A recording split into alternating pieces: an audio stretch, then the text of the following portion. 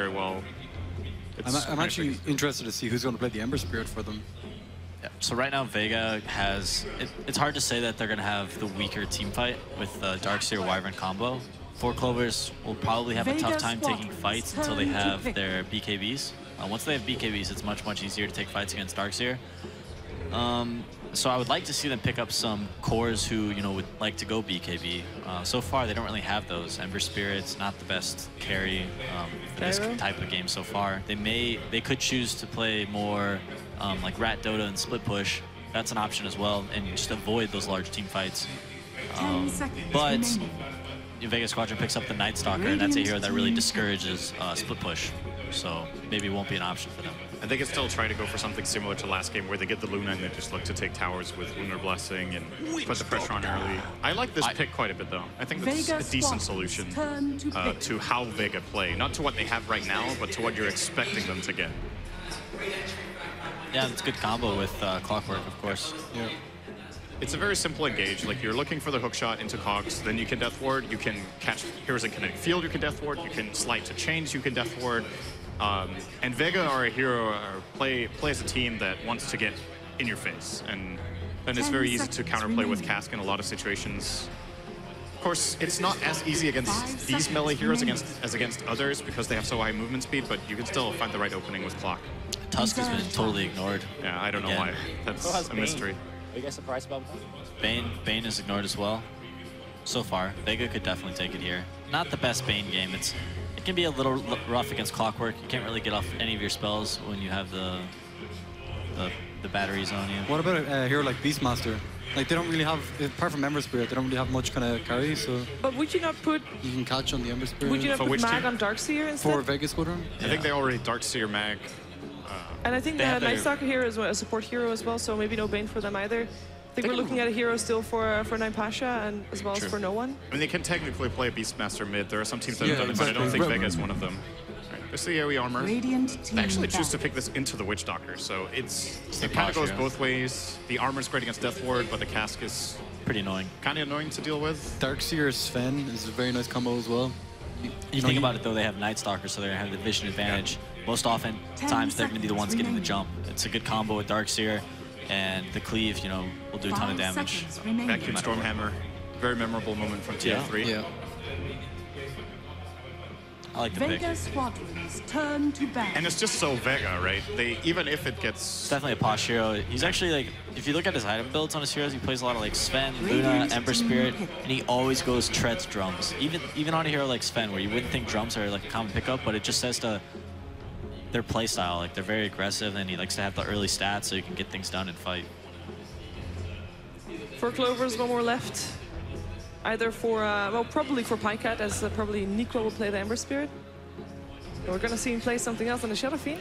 Could see the Viper, like we talked, like Shane mentioned earlier. I think that they do need some carry potential somewhere, and that's going to have to be out there playing. And Vega banned out Razor to safeguard their Sven, so you can get a Viper who counters him in a different way. It's kind of the same logic. You want to disallow the way better. Yeah. With Surge, though, it doesn't really do much. That's true. It's still the attack speed slow for Sven is actually really annoying to deal with. Yeah, but the Krosa doesn't go through BKB anymore, which is like the big change. Yeah. That made like Sven was unplayable against Viper. You're just like, I actually can't move anywhere. Yeah. But now it's like, you know, Sven doesn't seem too bad. Lots of physical damage. What about something like Razor? Razor's banned. It just got banned. But that was why they banned it, was to safeguard their Sven. Could you go the other way and just go magical damage, like Lina mid or something like that? And just blow up? Yeah, Lina is actually a pretty good option. I like that pick.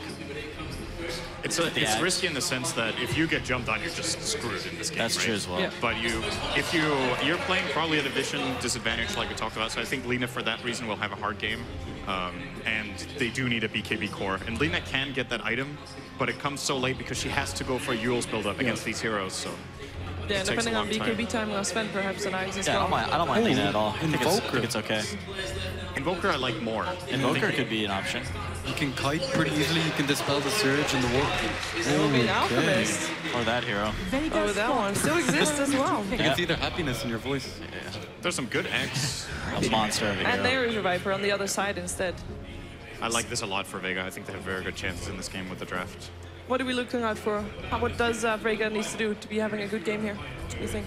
They need to get their items up, get their levels up on their Winter Wyvern and Night Stalker. And then once the Darkseer gets his like level 9 and his mech, I think they can start taking fights. But before that, it's going to be up to 4CL to force some action. Okay, so the Darkseer is the one to look out for here for that magical timing for Vega Squadron. Will they win the first game? It's a best of 3, of course. We'll find out. It is over to our commentators for a first game between Vega and 4Clovers.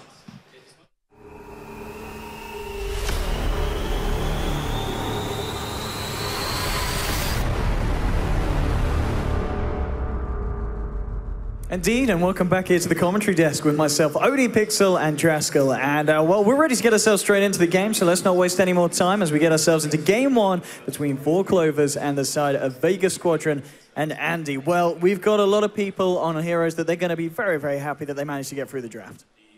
Yeah, I'm actually kind of surprised that they last pick Alchemist. I was definitely not expecting that of all the heroes. I actually thought that Viper would have been a phenomenal pick for them, especially considering they didn't have a mech buyer up until that point, and they needed something to potentially go mid. But we'll see how the lanes shape up here from both teams. I think the panel was kind of spot on. Just wait out the mech timing on Vega, go for the 5-man Dota that they are very, very good at, and then for 4CL, can you get anything done with that clockwork? Can you find any pickoffs with an Ember and a Disruptor? Because the kill potential on 4CL is very, very high in the early game. 30 seconds. It certainly is. One thing as well I wanted to talk to you about, the fact that Vega did decide to run this Sven, but you look at 4Clovers' lineup, before that Sven gets a BKB, they've got a lot of ways of controlling and kiting him. And especially the fact that Vega, they are running a 3 melee lineup here. They're going to want to try and run at 4Clovers, but with the paralyzing cast, with the glimpses, with the clockwork cogs, it's going to be hard to do so in the early portions of the game, surely. Diving in is something you're always going to have to be super careful of. Like, Clockwork is one of the best heroes in the game at stopping heroes like Night Stalker, Darkseer, and Sven from just running rampant in a team fight. Because you just put them inside of the cogs, you have your battery assault going. It's very easy to follow up with something like a Death Ward, for example. If that Witch Doctor is able to hit an early 6, I can very easily see 4CL turning any aggressive dive that Vega try to go for, but it just depends on if that's the kind of fights they're going to be taking. I think Vega are a bit disciplined and they understand how the lineup is supposed to function around the mech timing. So if they just go for normal 5-man, then Bambo is going to be seen more as an initiator than a counter-initiator. So we'll just have to see how they decide to take the engagements. It's going to be interesting to see how disciplined both teams are. We did see, of course, in that last series, 4Clovers proving to be very careful about the plays that they decided to make. And, well, that's, of course, going to be exactly what you need to do against a lineup as aggressive as Vega. Change now, comes to solo. The rest of 4Clovers not quite in the range to follow it through. But lane-wise, I mean, who's coming out on top here? Who's found the lanes that they wanted? I'm actually, I'm kind of liking the aggressive lane coming out here from Vega. If you look at Witch Doctor and Disruptor, these heroes, they don't really do a lot of damage. I mean, yeah, you have level 1 Thunderstrike on EGM, but Ember needs levels before he starts really having any influence as a farming core. So if you look at his base stats, like he's got 1 armor, 500 HP.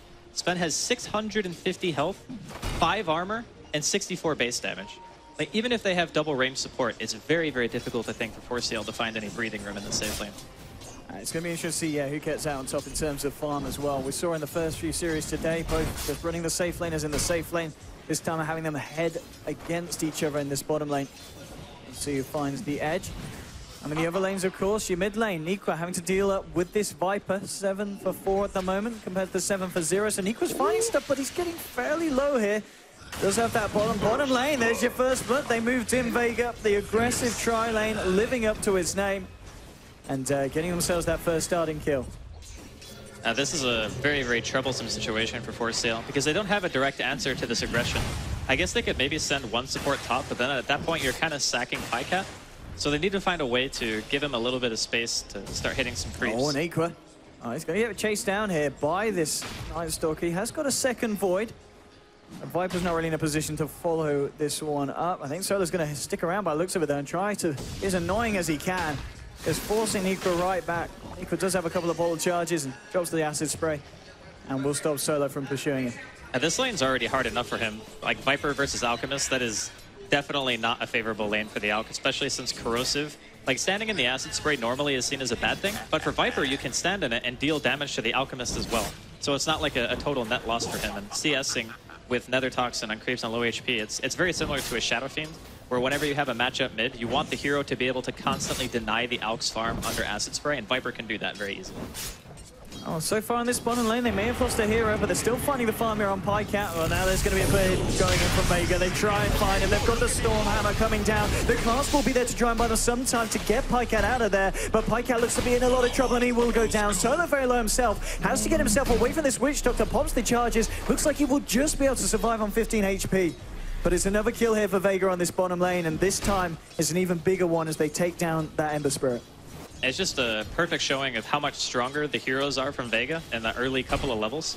If Ember is like 3 or 4, maybe they're able to turn that fight and actually get a counter kill, or maybe even kill 2 if he hits his decent chains. But as it stands right now, they don't have the damage, and they don't have any control either, because right now EGM, only being level 2, that means he doesn't even have Glimpse skilled yet.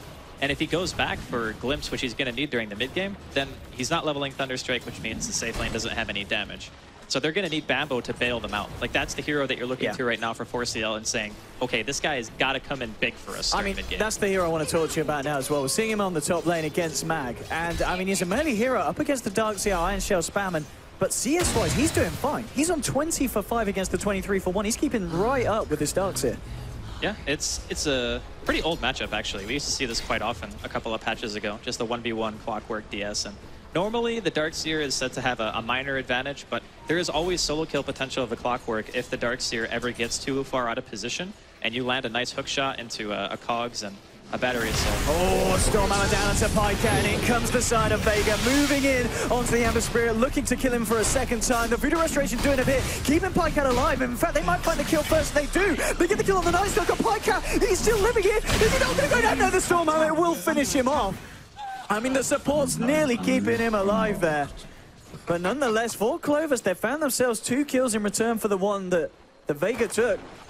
It looks like, all right, could be in trouble now with the Thunderstrike down on him. And down with the Slayer. He's going to become the Slayer here, and that is a 3rd kill here for this lane.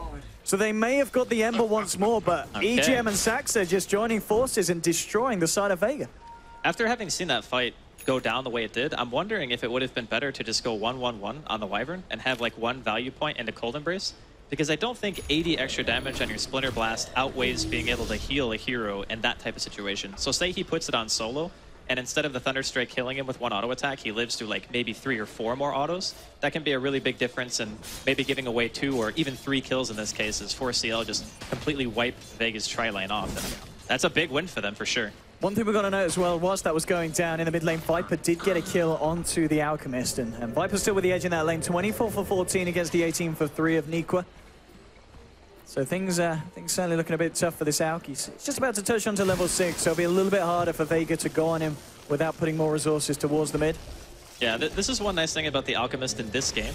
If you look at Vega's lineup, they kind of lack burst until the Sven has items, right? So yeah, you're going to get a Void and a Storm Hammer and maybe a Splinter Blast, but that's the extent of it. If you can live through that, then Viper is all damage over time. I like this as well. Look at this. Bottom lane, Bambo coming in, picks up a haste rune, TP straight down, then he's got the hook shot. Level 7 on this boy. Vega, if they overextend, he's going to be there with a turn, and here we go with the haste rune moving forward. Bambo trying to look where to catch them out. The hook shots across, gets the Cogs onto 2. EGM will still go down to the Splinter Blast. There'll be a Cold Embrace back, keeping it alive, but the change from Pycat, burning them down. It doesn't look like it's enough, though, as 4Clovers have to get themselves the hell out of there. The wall was dropped as Darkseer was there with the rotation as well. And it is, in fact, 4Clovers there, coming out on the back foot of that fight, even with that clockwork rotation. Well, imagine if he wasn't there. That would have been a total disaster if he hadn't landed that hook. So instead of thinking about it as the kills they didn't get, think about it as the kills they didn't give away, I suppose. And unfortunately for Pycat, he's still kind of underleveled right now. His Flame Guard got eaten very quickly, and he wasn't able to really do much in terms of damage. But that's kind of what we were saying, you know? This Disruptor and this Witch Doctor, they need level 6. And Saxa made his way top just to soak lane a little bit. He's now level 5, so he's kind of recovering in that regard. But the Disruptor is just barely level 4 at 7 minutes. So if anything, outside of the Clockwork's influence in this game, obviously we're going to be having Nikwa farm. That's kind of his job as the Alk. But you need the supports on 4CL to get their ultimates. That's the next step for 4CL to actually stop Vega from just running into them as 5 soon when that mech timing comes out. This Witch Doctor needs to be very careful up top as well. There was a Wyvern hanging around and could have gone in with the Arctic Burn if that Saxa came out too far. But he's playing it safe for the moment. Just trying to find himself that level 6. As Pasha, of course, with the rotation to top on this Sven, looking to find farm a bit of a safer situation. 4Clovers Maybe looking to do something mid lane as we've got the backup ready and waiting. Bambo still has that hookshot back online. It's going to be Medallion the first time for this Alchemist, so this is the kind of build we're going to see Neeko go for. It's a really strong starting build for a couple of reasons. One, Alchemist has terrible base armor. Medallion gives you 7. So you're basically sitting there at 10 armor with treads. You have 1,000 HP at 8 minutes, and you have obviously the chemical rage regen. So you're pretty hard to kill. The other reason is having the mana regen inside of chemical rage, since it gives you a flat amount of regen. That percentage bonus makes it so after you hit 11, you pretty much don't even need your bottle anymore. Like, you pop chemical rage on cooldown, you get more than enough mana back to be able to spam acid spray. And it just means you never have to go to base. So this build is a very well-rounded one. We saw it actually at the Major. I think Miracle was the one who was doing it more often than not. Oh, yeah. But I wouldn't be surprised to see this kind of just be the standard thing. And I think a couple of Chinese teams also did this before in the past as well. But it's a very solid all-around build. Okay, but 3 for 5 at the moment. Top of the farm is Neeko, now breaking away with that Alchemist.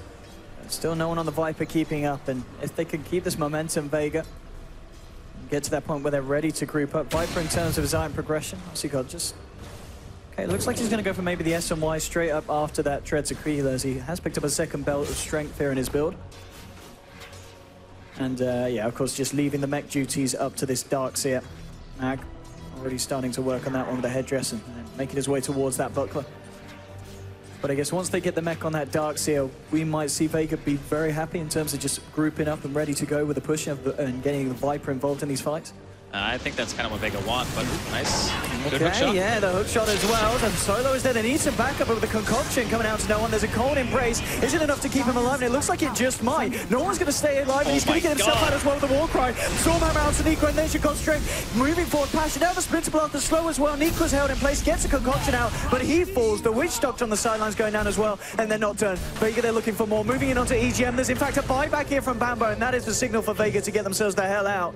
And the buyback may save the life here of this Disruptor, but he's not going to find anything in return, and the flare just not enough to take down Showman the Slayer. Had that been any other hero on the side of Vega, I think they would have killed him. I think Viper is like hands down the hardest hero to take down because he has max points and a corrosive skin.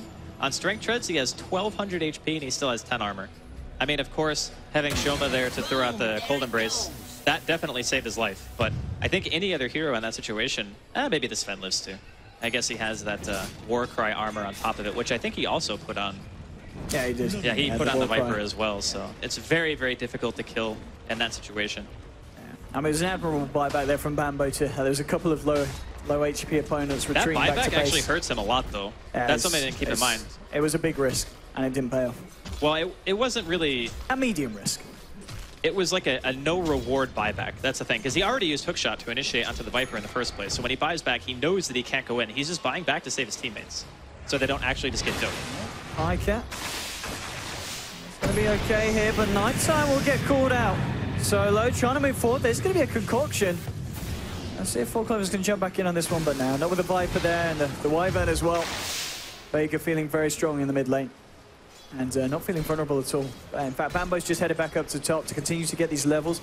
Does have the hook shot ready and just trying to find that gold so he can get that blade melt done here on the clockwork. He's still quite a bit away from it. The unfortunate part is he's not going to have his blade mail by the time that Mag has his mech out. So I think he actually, yeah, he just bought it on the courier. So 12 minutes mech, give or take, for Mag. That means that if they want to, they can start just going for 5-man. They have 3 points into the War Cry on Pasha, and they have the mech armor on top of that. So fighting into what Vega have currently is nothing short of terrifying. Solo with the wraparound. Bambo needs to be careful. The silence coming in before he can get the cogs out. Bambo should be in a lot of trouble here. Can he get himself out? No, he can't. The God Strength right clicks are passing too much. And now the Winter's Curse. Everything getting thrown down onto Sax. It's a second kill there for the Sven on the top lane. Under attack. And 4Clovers just throwing heroes to the side of Vega, and Vega just eating them right up. No one, maybe a little bit too deep in, caught out by the rest of the side of 4Clovers. Fairly tanky, not tanky enough to withstand that damage. It actually does get a kill on the way down as he takes down EGM. So 3 for 1 across the map. They do find the Viper, but at a pretty hefty cost there for 4Clovers. Yeah, I think that Vega are feeling pretty confident right now. Like, regardless of whether or not 4C&L have tier 1 standing, Vega knows that if they group up and they fight as 5, unless they make some like horrible mistake, it shouldn't be so hard for them to just slow siege down the tier 1s. I guess the X Factor now for 4C&L. He's found Mag, and Mag's going to do the smart thing. Yeah. He can't get that straight kill. out. But as far as 4CL's options right now, like they still have Hookshot into a potential Static Storm, and now Death Ward also available on Soxa. He is level 7. So they have their combination about the same time that Vega have their mech. So we're going to get to see which is stronger. Is the combo from Vega and their 5-man stronger than a potential good ulti from EGM and then a Death Ward to follow it up from Soxa? But at the moment, certainly Vega, we talked about the play style in the first game that they had today, and it's a similar one at the moment. 30 minutes, just getting that push on. And the fact that we are seeing them pretty much take these fights for the most part without the Darkseer. Yeah. I mean, you add Mag into this as well, and he's the highest farmer. Like he's just so been hard hitting to creeps. fight into. Yeah. I mean, here we have it. The panel talked about the Night Stalker with the Darkseer combination earlier and how strong it can be, just walking in. Like double Ion Shell on like Pasha and Solo, that's pretty hard to fight. I mean, Bamba's got a hook shot here. I don't know if he wants to go in. Maybe with the TP they will. Is he going to look to jump in? They're trying to see if they can get the vision on someone, and they do. EGM will get the glimpse back onto no one, but now no one just throws down. That's a nice Static Storm. And the Death Ward as well for the section from the sidelines. The Cold Embrace saving no one. You want to start hitting someone else with that Death Ward. Sudden's not doing anything to him. No one will turn around the vibes, and the wall comes out. Onto the Stormhammer as well. Triple kill for Mag. They do manage to get the Witch Doctor out, but that was an absolute nightmare for the side of 4Clovers. And, I mean, the Cold Embrace, it came down onto the Viper, and he didn't take the Death Ward off him. Well, there was no one else in range. No one else was in range. That's the problem. Know, man. Like, Solo was dead no matter what, right? The supports were sitting behind the Viper. So they throw out a Cold Embrace. The Wyvern is too far to target the ward on. Solo is dead regardless. We're going to get a chance to watch it again either way. They're going to kill this tower, but we'll get a chance to watch it again. So if you watch what happens, the Sven actually walks into the Static Storm. The Viper ulti gets juked right there. Look, so he could have gone to the right. He could have, he could have put it on Pasha, but it's like maybe 2 or 3 seconds to Death Ward. And at this point, if you watch the stun timing from Pasha, he waits until the curse ends. So when his stun is in midair and hits, it actually deals full damage to every single hero. So the panel was talking about sometimes how Wyvern ulti can be a detriment because you don't actually use your skills at the right time, as in everyone else takes mitigated damage from the curse, 70%. Yeah. But he waited at a perfect time. Yes. And just Stormhammer, full damage, all heroes just massacre. I mean, we were talking just before that how they hadn't fought with Mag. That's what happens when he turns up. He gets a triple kill, he gets an incredible multi-man wall. And it's just all too much for the side of 4Clovers. 15 for 5 now after that one. I mean, certainly not out of it, but they're certainly not in the position they wish to be. 7.5K now behind the team of Vega. I think the biggest thing to note for this game so far is that Vega opted to go aggressive and just holding Pycat down a little bit. Like, that's enough, because Ember is that type of hero that against 5-man Dota, you need to be playing from ahead if you want to try to go in. Otherwise, you're kind of playing the role of an anti-mage, where you're kind of farming. You can deal damage here and there, but he doesn't even have a single point into Sleight of Fist yet. So how are you supposed to walk into a Night Stalker, a Viper, a Sven, potentially with Ion Shell on top of that? Like, it's just so hard for him to actually get into these fights. So for a while, I think 4CL are going to have to play Space Creators for him to get some items. But I don't think Vega are going to give him that kind of wiggle room. See Vega now, they did smoke up towards the bottom, see if they could catch anyone out on their own. They'll find the tower nonetheless. In fact, the side of 4Clovers just looking up towards the top lane. Bambo is closing in on that blade now, but it's not, of course, going to be as quick as he would have liked to have found it. Vega certainly in this driving seat. Pasha now coming up to 2K gold, I imagine, on top of the drums with this amount that he's saving up. Is he going to go straight for the blink hit? Yeah, I think Blink is definitely the play. When you already have a good lineup for fighting, adding Catch on top of their monstrously good 5-man potential and just overall ability to constrict the map, I think it synergizes very well with what their team is built for, which is take all the outer tier towers and then control the game. Because having that Blink Sven, giving you that extra pick-off potential means that the Night Stalker is going to be even more scary to deal with. You pop that darkness, you can't see anything, you don't know if the Sven's coming, you don't know if the Night Stalker's there. There's just a lot of things that 4CL are going to have to worry about throughout the mid-late game if they can't start getting themselves a foothold in the game. And there we have it. Blink now on the Sven. The next fight, again, if they hit that combo with the Vacuum or the Winter's Curse, 4Clovers are going to be very, very scared. And Nighttime has been summoned here by Vega. Now fairly close here to the side of 4Clovers. 4Clovers just keeping it safe in the lane. Vega sticking together as a group in the jungle. I guess the question is going to be really what time are we going to see maybe the side of Vega look towards Roshan?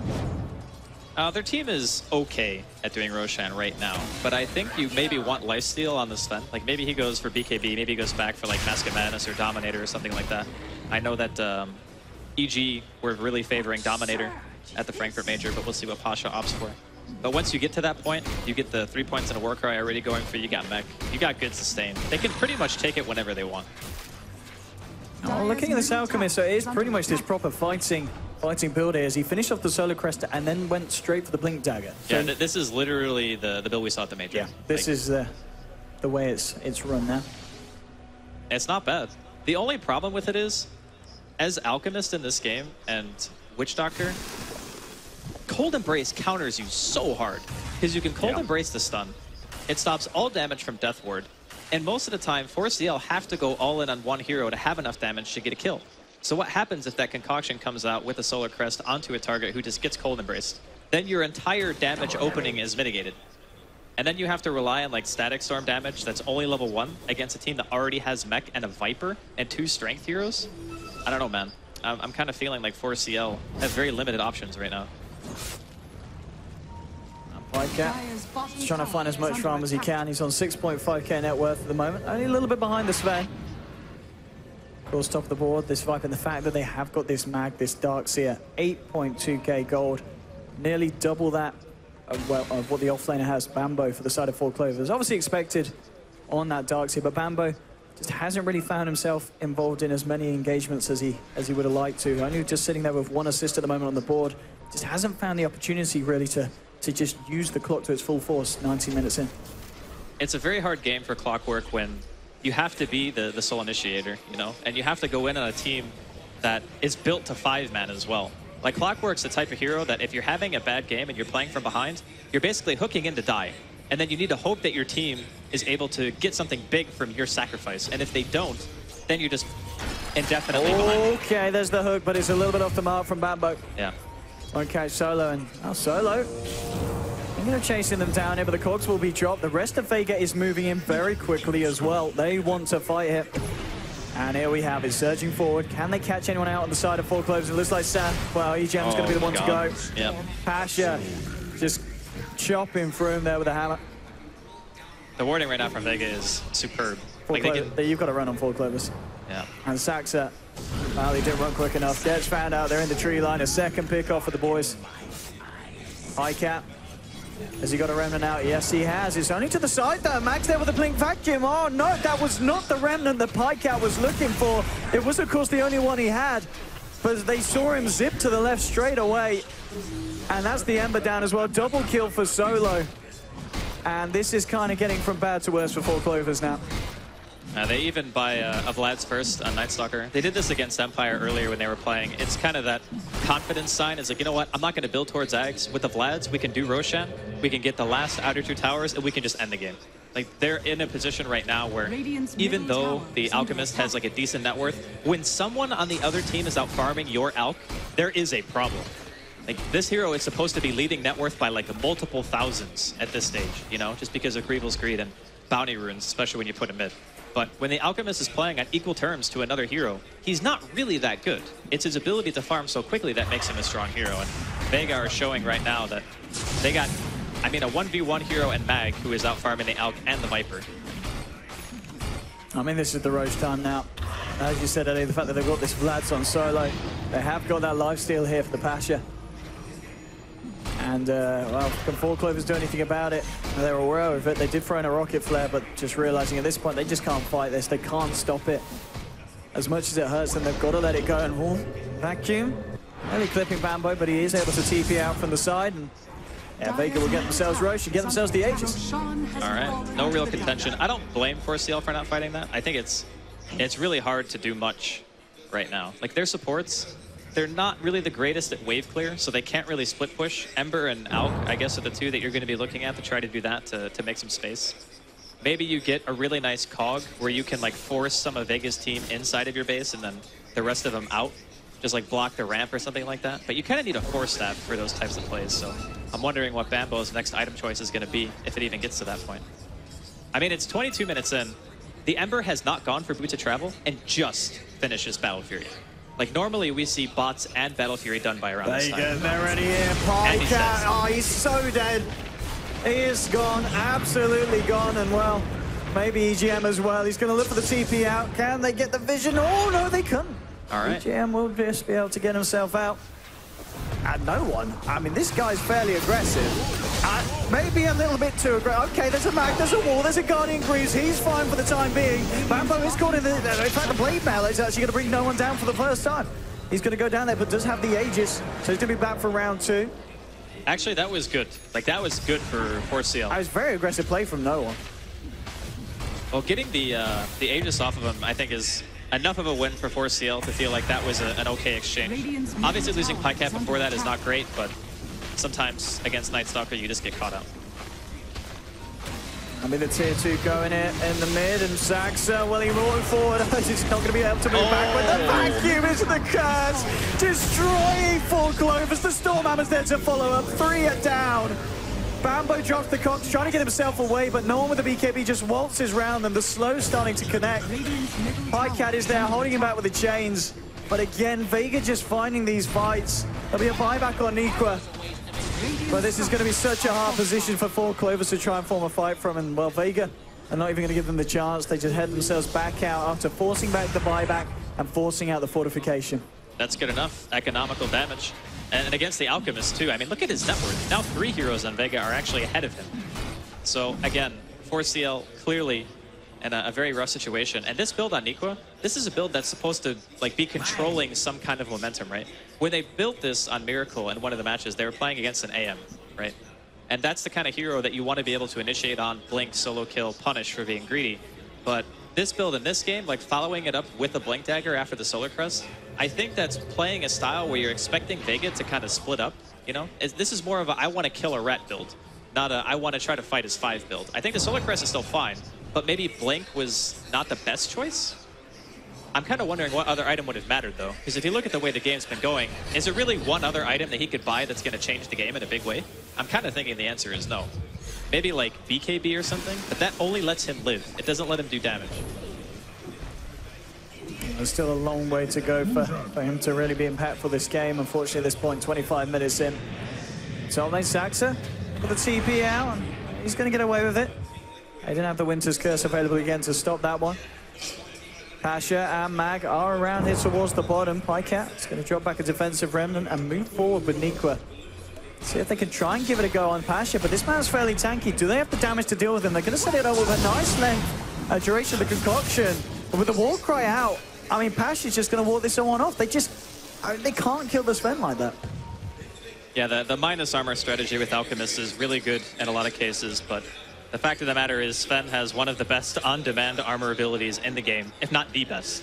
Like in some situations, it's even better than Weave because it's immediate 20 armor. You know, you don't have to wait for it to tick up. Rock it on. There we have it. Well, Pycat did round and back. Vega grouping up towards the bottom and forcing it down, looking to try and take another tier 2. And in the mid lane, Max scouting things out here with this Invis rune. Hey, he's going to find himself Bambo. He's going to want to reveal himself unless the backup comes in from the rest of the side, who may very well force past this tier 2. Look to go for a hit. So they're going to go for the push and just take down the tower first. There's your Blink 4 from Pasha. I'll get out the Stormhammer. Bambo will force himself back up to the high ground, so nonetheless creating space here for Vega to find the tower. And there won't be any answer from 4Clover yet. I'm wondering if there's ever a point. Is there an item that's crucial enough on 4CL to where they could actually turn an engagement? I think the only thing is maybe Aghanims on Saxa. Like that's an item that I could see, okay, maybe with an amazing full channel death ward, they could get a handful of kills. Vacuum's gonna miss here. Saxa's gone for the TP and well, they haven't got anything to stop it, so we'll get away. Yeah. But I really think that's the only item. Like what else can anyone get that's gonna mean that much? I'm just trying to think of ways that 4CL could actually like bring themselves back in, right? Because when you're in this spot, you're pretty much relying on the enemy to make mistakes. And Vega had been playing extremely well. So relying on them to make a mistake is a bit far-fetched. So maybe the Alchemist gifts the Witch Doctor and Ags, like YOLO, just all in. I mean, look at I mean, he is picking it up. He's got, what, coming up to 2K gold in the Well, he already bought a point booster, booster, so I don't think he's going to actually gift him the eggs anymore. Okay. But I think that would maybe be one of the best chances. I mean, what does Nico get then? Well, what is he going to need to get? Is he just going to get the AC next? I honestly, like, if he buys BKB, they have no damage. If he buys AC, he still dies to magic. It's like being stuck between a rock and a hard place, right? Like, no one item is going to bring them back. They're certainly going to need a few of them at this position that Vega have pushed them into. And we talked about Vega's performance earlier, of course, against Empire. It's looking very strong. And again, in this first game of the series, it's looking just as strong. These guys, they've certainly turned up and they're on form today at this LAN on day one. Again, I mean, Vega are one of the teams that a lot of people thought underperformed at the Major. And I agree. I think that they're actually a much better team than they let on in some of those games. And they're hungry. And they're showcasing it here. They're playing very disciplined. Like, they could easily go and try to pressure, but they're saying, you know what? We'll wait out next Roshan.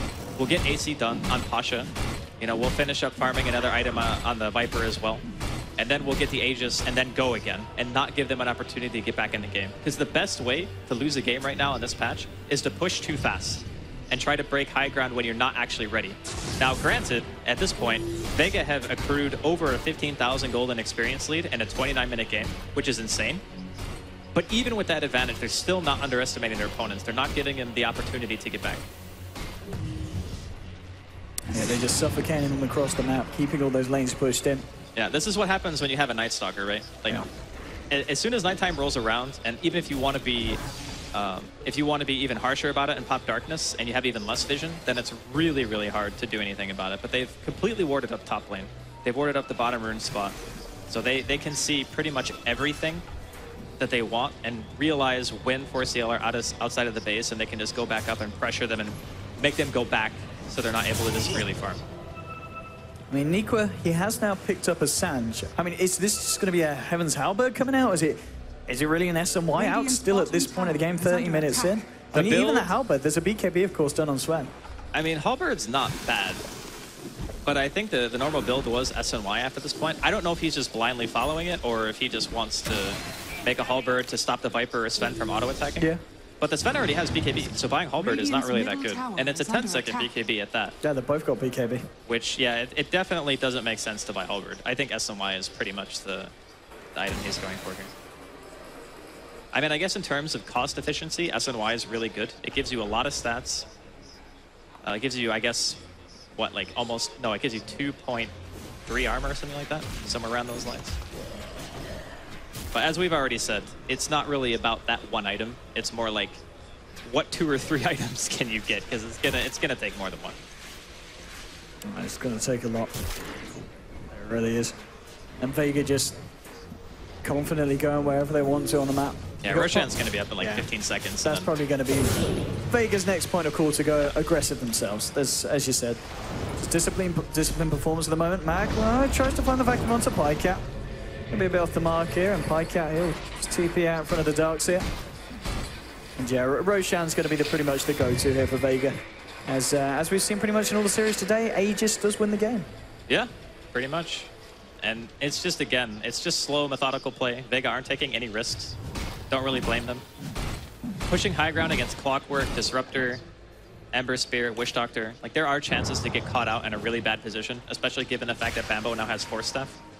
So if he gets like that really nice hook initiation, you force a hero forward into the base, you cog behind it so the enemy can't really follow up. That kind of defensive play can maybe win 4CL a fight, or at least force Vega back. But for now, Roshan is up. See if Vega want to go for it. I'm sure they will. How's Solo doing towards that Aghanim? Zaggy's pretty much got it. Yeah. He's just got to get that final 150 there for the bit of alacrity. Now, once he has this, it becomes very difficult to try to split push or have wards or anything like that. There's a butterfly now on this Viper. Does the Wyvern have a gem, or is he going to save for one? Okay, he doesn't have one right now. I guess once the Aghanims is done, Shioma just saves a little bit of money, buys gem for solo, and then they just deward everything. And here we go, Roshan, 4Clovers. Not going to be anywhere near contesting this one. Don't know what's happening. Bambo, he might go for a Bambo play here. He is smoked up and he does have a hook shot. I wouldn't put him past him. We've That's seen like him do it super before. YOLO. It's Bambo. He's going to go for it. Oh my goodness. Oh, we love you, Bambo. He's not going to get it, though. He's not going to get it at all. And Vega do take the kill on Roche, and they do get themselves the Aegis as well onto no one. So, I mean, we knew he was going to do it, Andy. Yeah, we knew he was going to do it. You have to go for the play in this situation. That's the thing, right? Like, if you don't go for the play, you're basically just saying, okay, well, we're going to let them push into our base with an Aegis on one of their heroes, and in this case, it's just going to be Viper. So Butterfly done on Viper, AC done on Pasha. This push, I don't think there's any stopping this. Yeah, I really don't think they can stop it. There we go. Straight down the mid. No one up to the high ground. Onto the tier 3. Let's see what they can do. Nikwa has got that S and Y. I don't think it's going to be the item really to turn this around for 4Clovers. As that's the tower gone, no one just continues to sit there. They're throwing everything at him, 4Clovers, but this Viper really does not care at this point. He just BKBs up and moves in. Nikwa's going to stun himself, and Edge could be the dead off this Alchemist. It's a nice hook shot from Bambo, but the vacuum walls come out. Salad still wants to know one, but he's got the BKB, doesn't care. Bambo will go down. There'll be a buyback from Nikwa. Bambo does not have the funds for this buyback. Dead for 50 seconds. Glimpse back onto Sherma, but he gets out the cold embrace. They just don't have the magical damage to go through it. He'll walk himself off. The Deathfall doing a fair bit, but he glimmer capes himself up. Winter Wyvern's fine. The racks, on the other hand, for 4Clovers are not. As they'll get totally cleared out in the mid lane as that's the first set of racks down. Nikwa trying to go in, but the glimmer cape and the corner bracer there. He stuns himself, but this is a dieback. Nikwa's now down for 70 seconds. The Witch Doctor's down for 50. And Pycat, he just waltzes himself away here. And he may even be in trouble. So they're trying to move it. GG's called. 27-5. Vega, they had a very nice game one against Empire in the first best of 1, and now this best of 3. The first matchup, 27-5 against 4Clovers. Yeah. A very convincing performance. Well, I think Peter summed it up pretty nicely. He said, what can 4CL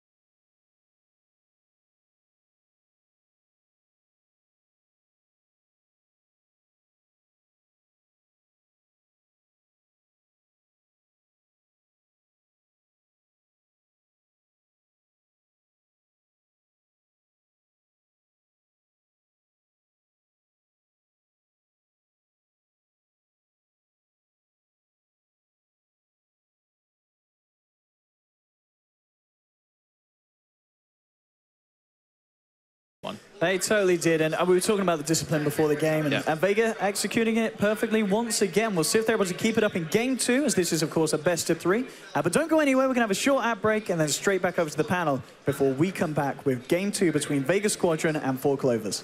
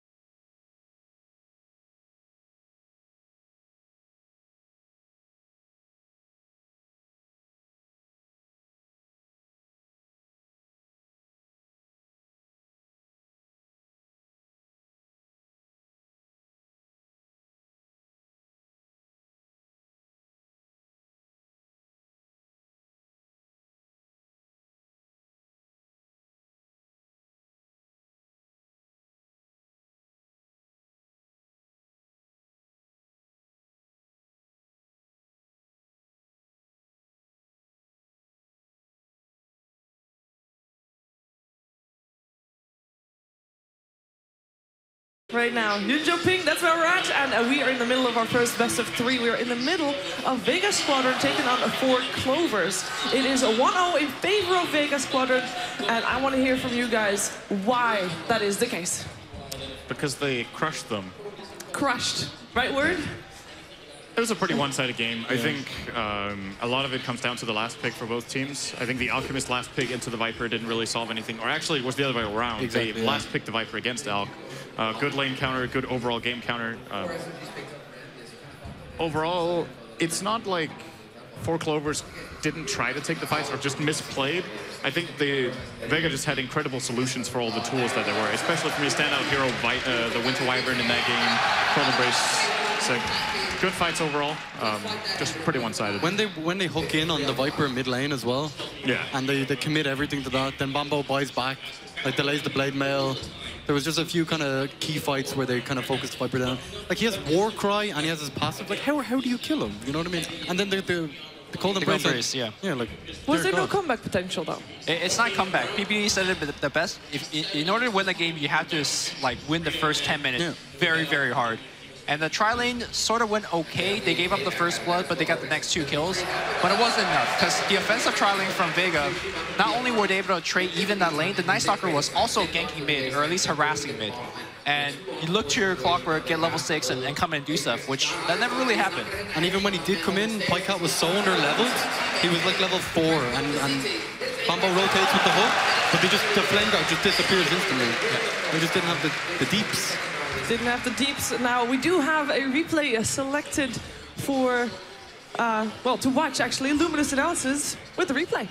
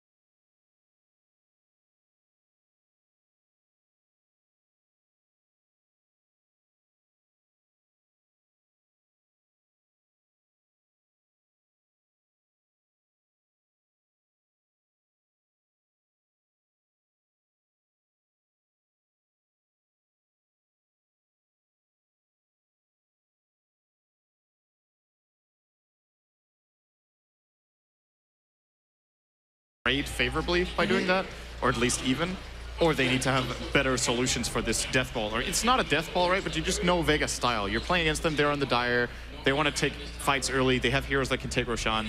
If you don't answer in any other way than fighting under your tower with weaker heroes, then you either lose all your towers and can't do anything, or, you know. Did they even take a tower this game? I can't remember if 4Clovers got a tower. Maybe they got one. I think the Darkseer actually has a key point to play in all of this. Like, just having the Ion Shell, having the mech at 13 minutes, just... For sure. They just play around it so well. The thing is, you could, sorry, very quickly, they could have swapped out the Darkseer for, as long as they get the Viper, they had a mech carrier anyways. Yeah, the Darkseer could have been other heroes. I agree, he was very good with NS here, for sure.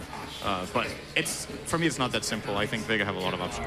I like to see them take out the NS, because you talked about being able to split push. Well, NS is a big no-no. It's like, hey, you could split push, but you're very afraid to do so. So, of course, Solo has been playing it amazingly as a hero, so just take it out. Why did EGM ever wear a hat? Like, he has the most beautiful hair. I just thought I'd say that. Maybe if they win the series and he's up here, you could ask him. That's a good question. Why did you remove your hat? Hey, Peter. You're very low, Peter. Yeah. Mic is not fixed. You have to have the microphone moved closer because it's a tricky headset. Let's put it that way. Is there any way of doing this? Oh, they actually can't do that? All right, you're in trouble. All right, here. We'll swap. Oh, yeah, swap, actually. We'll swap. Okay, so we're about to go into the next match. Now, in terms of 4Clovers to actually get as far as to get through the laning stage, because I think that's the first step, right? Making sure that you at least, you might not need to win the laning stage, but you should at least not lose the laning stage. Are we going to see just dual lanes, just, you know, stable combo gaming? I think that's a fairly safe thing to do. I think they just made it so... They made it really easy for Vega when they played a melee hero mid and a melee hero safe lane. Vega can immediately see, okay, great, we can run our aggressive trial lane. Our Viper will beat whatever they put mid, whether it's the Ember or the Alk. It's a favorable lane for Viper. They have to focus on making sure that mid lane doesn't just get isn't an auto loss, because then Vega can run for those aggressive trial lanes. I think that's why Bane would be a good pick. It was like left for a long time, right? In fact, I don't think it was touched at all, so maybe... I think it may have been banned, but I think, yeah, it definitely got left, at least until the later stages. What would you like to see here from 4Clovers to take game 2? I think the best thing that they can do is make sure that they don't give Solo his Night Stalker again, and especially if they get the Darkseer, which they went out and banned out the Darkseer first phase here. So I think that's a good, start in the right direction. It's just last game they had a weaker team fight and they couldn't split push because the other team had Night Stalker. So, looks like either try and have the better team fight or... Yeah. They're either going to get Shadow Fiend or Doom here, right? Would you pick Shadow Fiend's removed? So there you go. Yeah, there you go. Oh, we went Doom. Is Doom... Would you still rate Doom as high as 4Clovers seems to here? I mean, obviously he's still been first banned in every other game so far. Sorry, yeah, I was laughing at Odie. Just going. I think Doom is super strong, especially with Dazzle being banned, and Wisp is banned as well. Those are two heroes that are super good against Doom because they have such long sustain just through healing. That's kind of like what people have done to counter Doom. Yeah. You've done your research on Vega. Did they like the Undying? Did they favor that hero? They don't play Undying too much. It's not like the greatest against Doom. It's okay against Doom. It's kind of nice in a sense with an Undying is you can group up and take towers and fight early. And Doom isn't exactly the strongest hero. It's super early. Yeah. That's often why we see him pick together with a Lich on the off lane. That's true. And if you're thinking about dual laning, combo gaming, Doom Lich on the off lane might be fairly safe to go for. Yeah, that's an easy way to win a lane. The Slardar is still in the pool. Another hero that's pretty decent against Doom. Nope, not anymore. Oh, against Doom, yeah, that's good. There it is, Shiva. Yeah. Oh, and the Lich as well. So there's a couple of things here. I'm not sure 4Clovers wanted the Lich until the Slardar. Of course, it's a good solution to amplify damage, having the plus armor yourself, but I want to point out the synergy between Slardar and Wyvern that's often overlooked. Like, you put amplify damage on a target, and then if you land a good curse, his teammates actually just hit so hard that you don't even need to go in. They can kill their ally under curse alone. I wonder if this is going to be a safe lane Doom, because it's a fairly decent farming hero. No, safe lane Doom. Oh. Because Bambo doesn't strike me as the Doom player. It likes the low cooldown, the clockwork, maybe the shaker, the Nico, tiny. maybe Nico will play it in like the off lane. I think they play off lane Nico Doom with Saxa Lich, and then they might safe lane. Actually, I think I've seen them play this where they played a safe lane Bat Rider, maybe for Sexy Bambo. They did do that. And there's a lot of single target stuff. Night Stalker through the whole way. I mean, it's okay. They just need to have the right. They need to be like, hey, you know, we can't split push this game. Like the first game they tried Ember Spear, and then in the Vegas game earlier, Empire, they tried Anti-Mage. Like those heroes just don't work against Night Stalker. Do you think Bat Rider works? Bat Rider? I don't think Bat Rider works very well either. Could you combat it with a Beastmaster?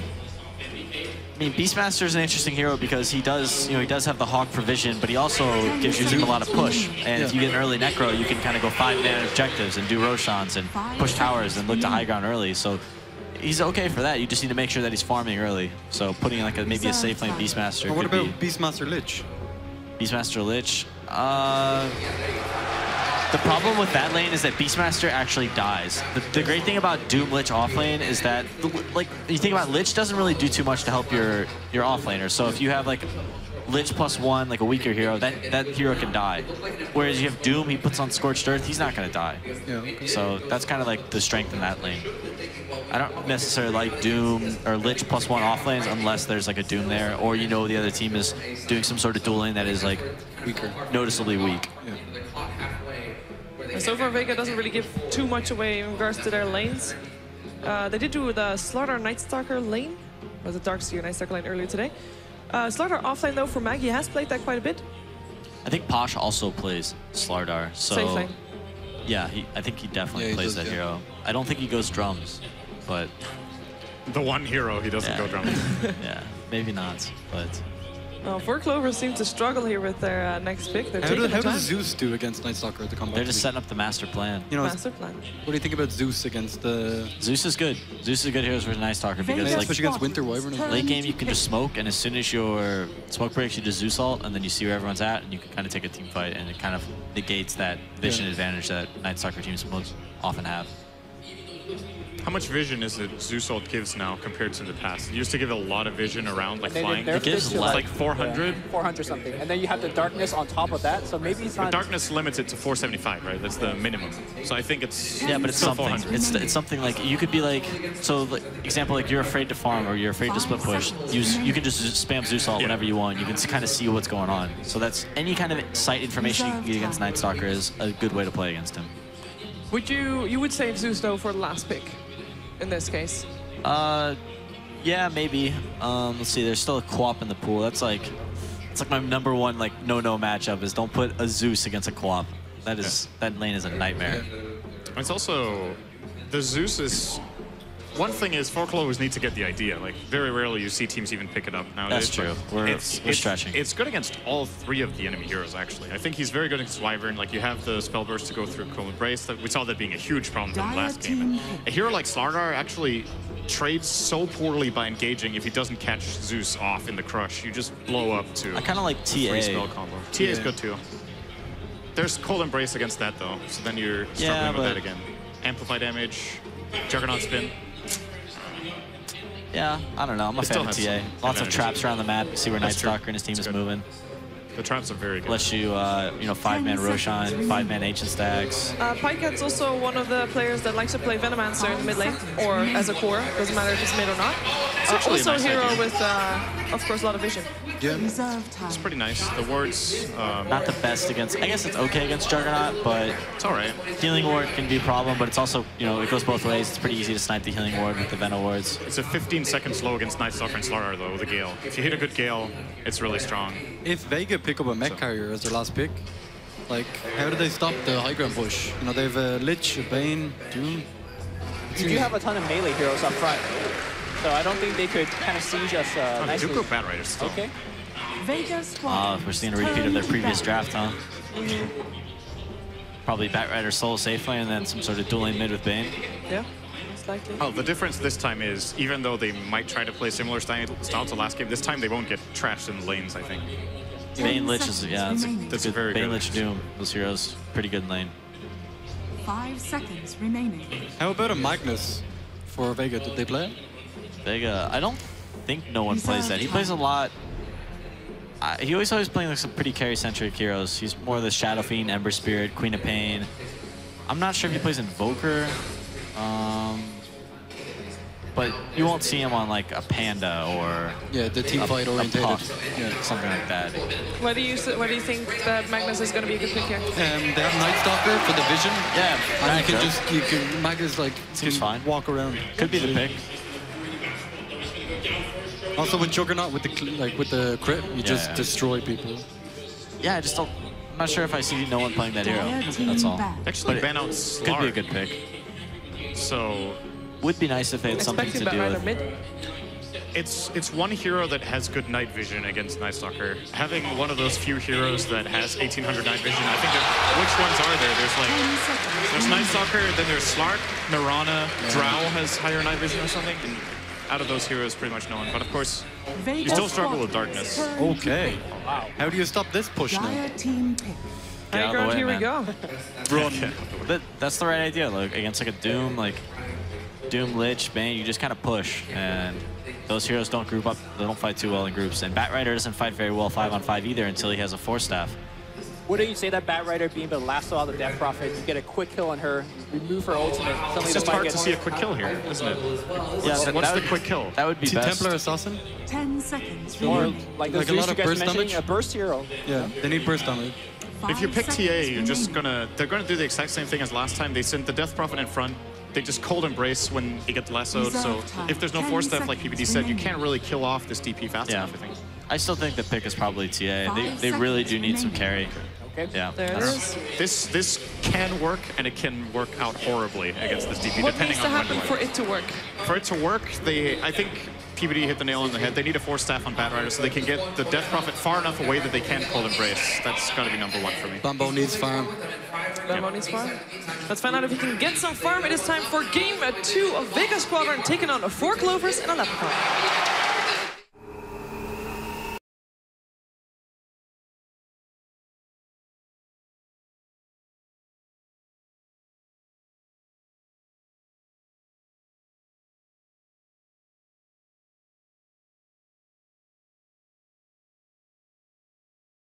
Clovers and the side of Vega. Game 1 didn't go great for 4C&L. They're going to have to try something a little bit different this time, and well, they certainly have pretty new drafts from both of the sides this time coming around, and some very interesting picks, Andy. Yeah, you don't really see Death Prophet a whole heck of a lot, but I think it's really good with the kind of lineup that they're running here. They have the Juggernaut Healing Ward for sustain. They got that Winter Wyvern. You're going to have an Exorcism for mid-game.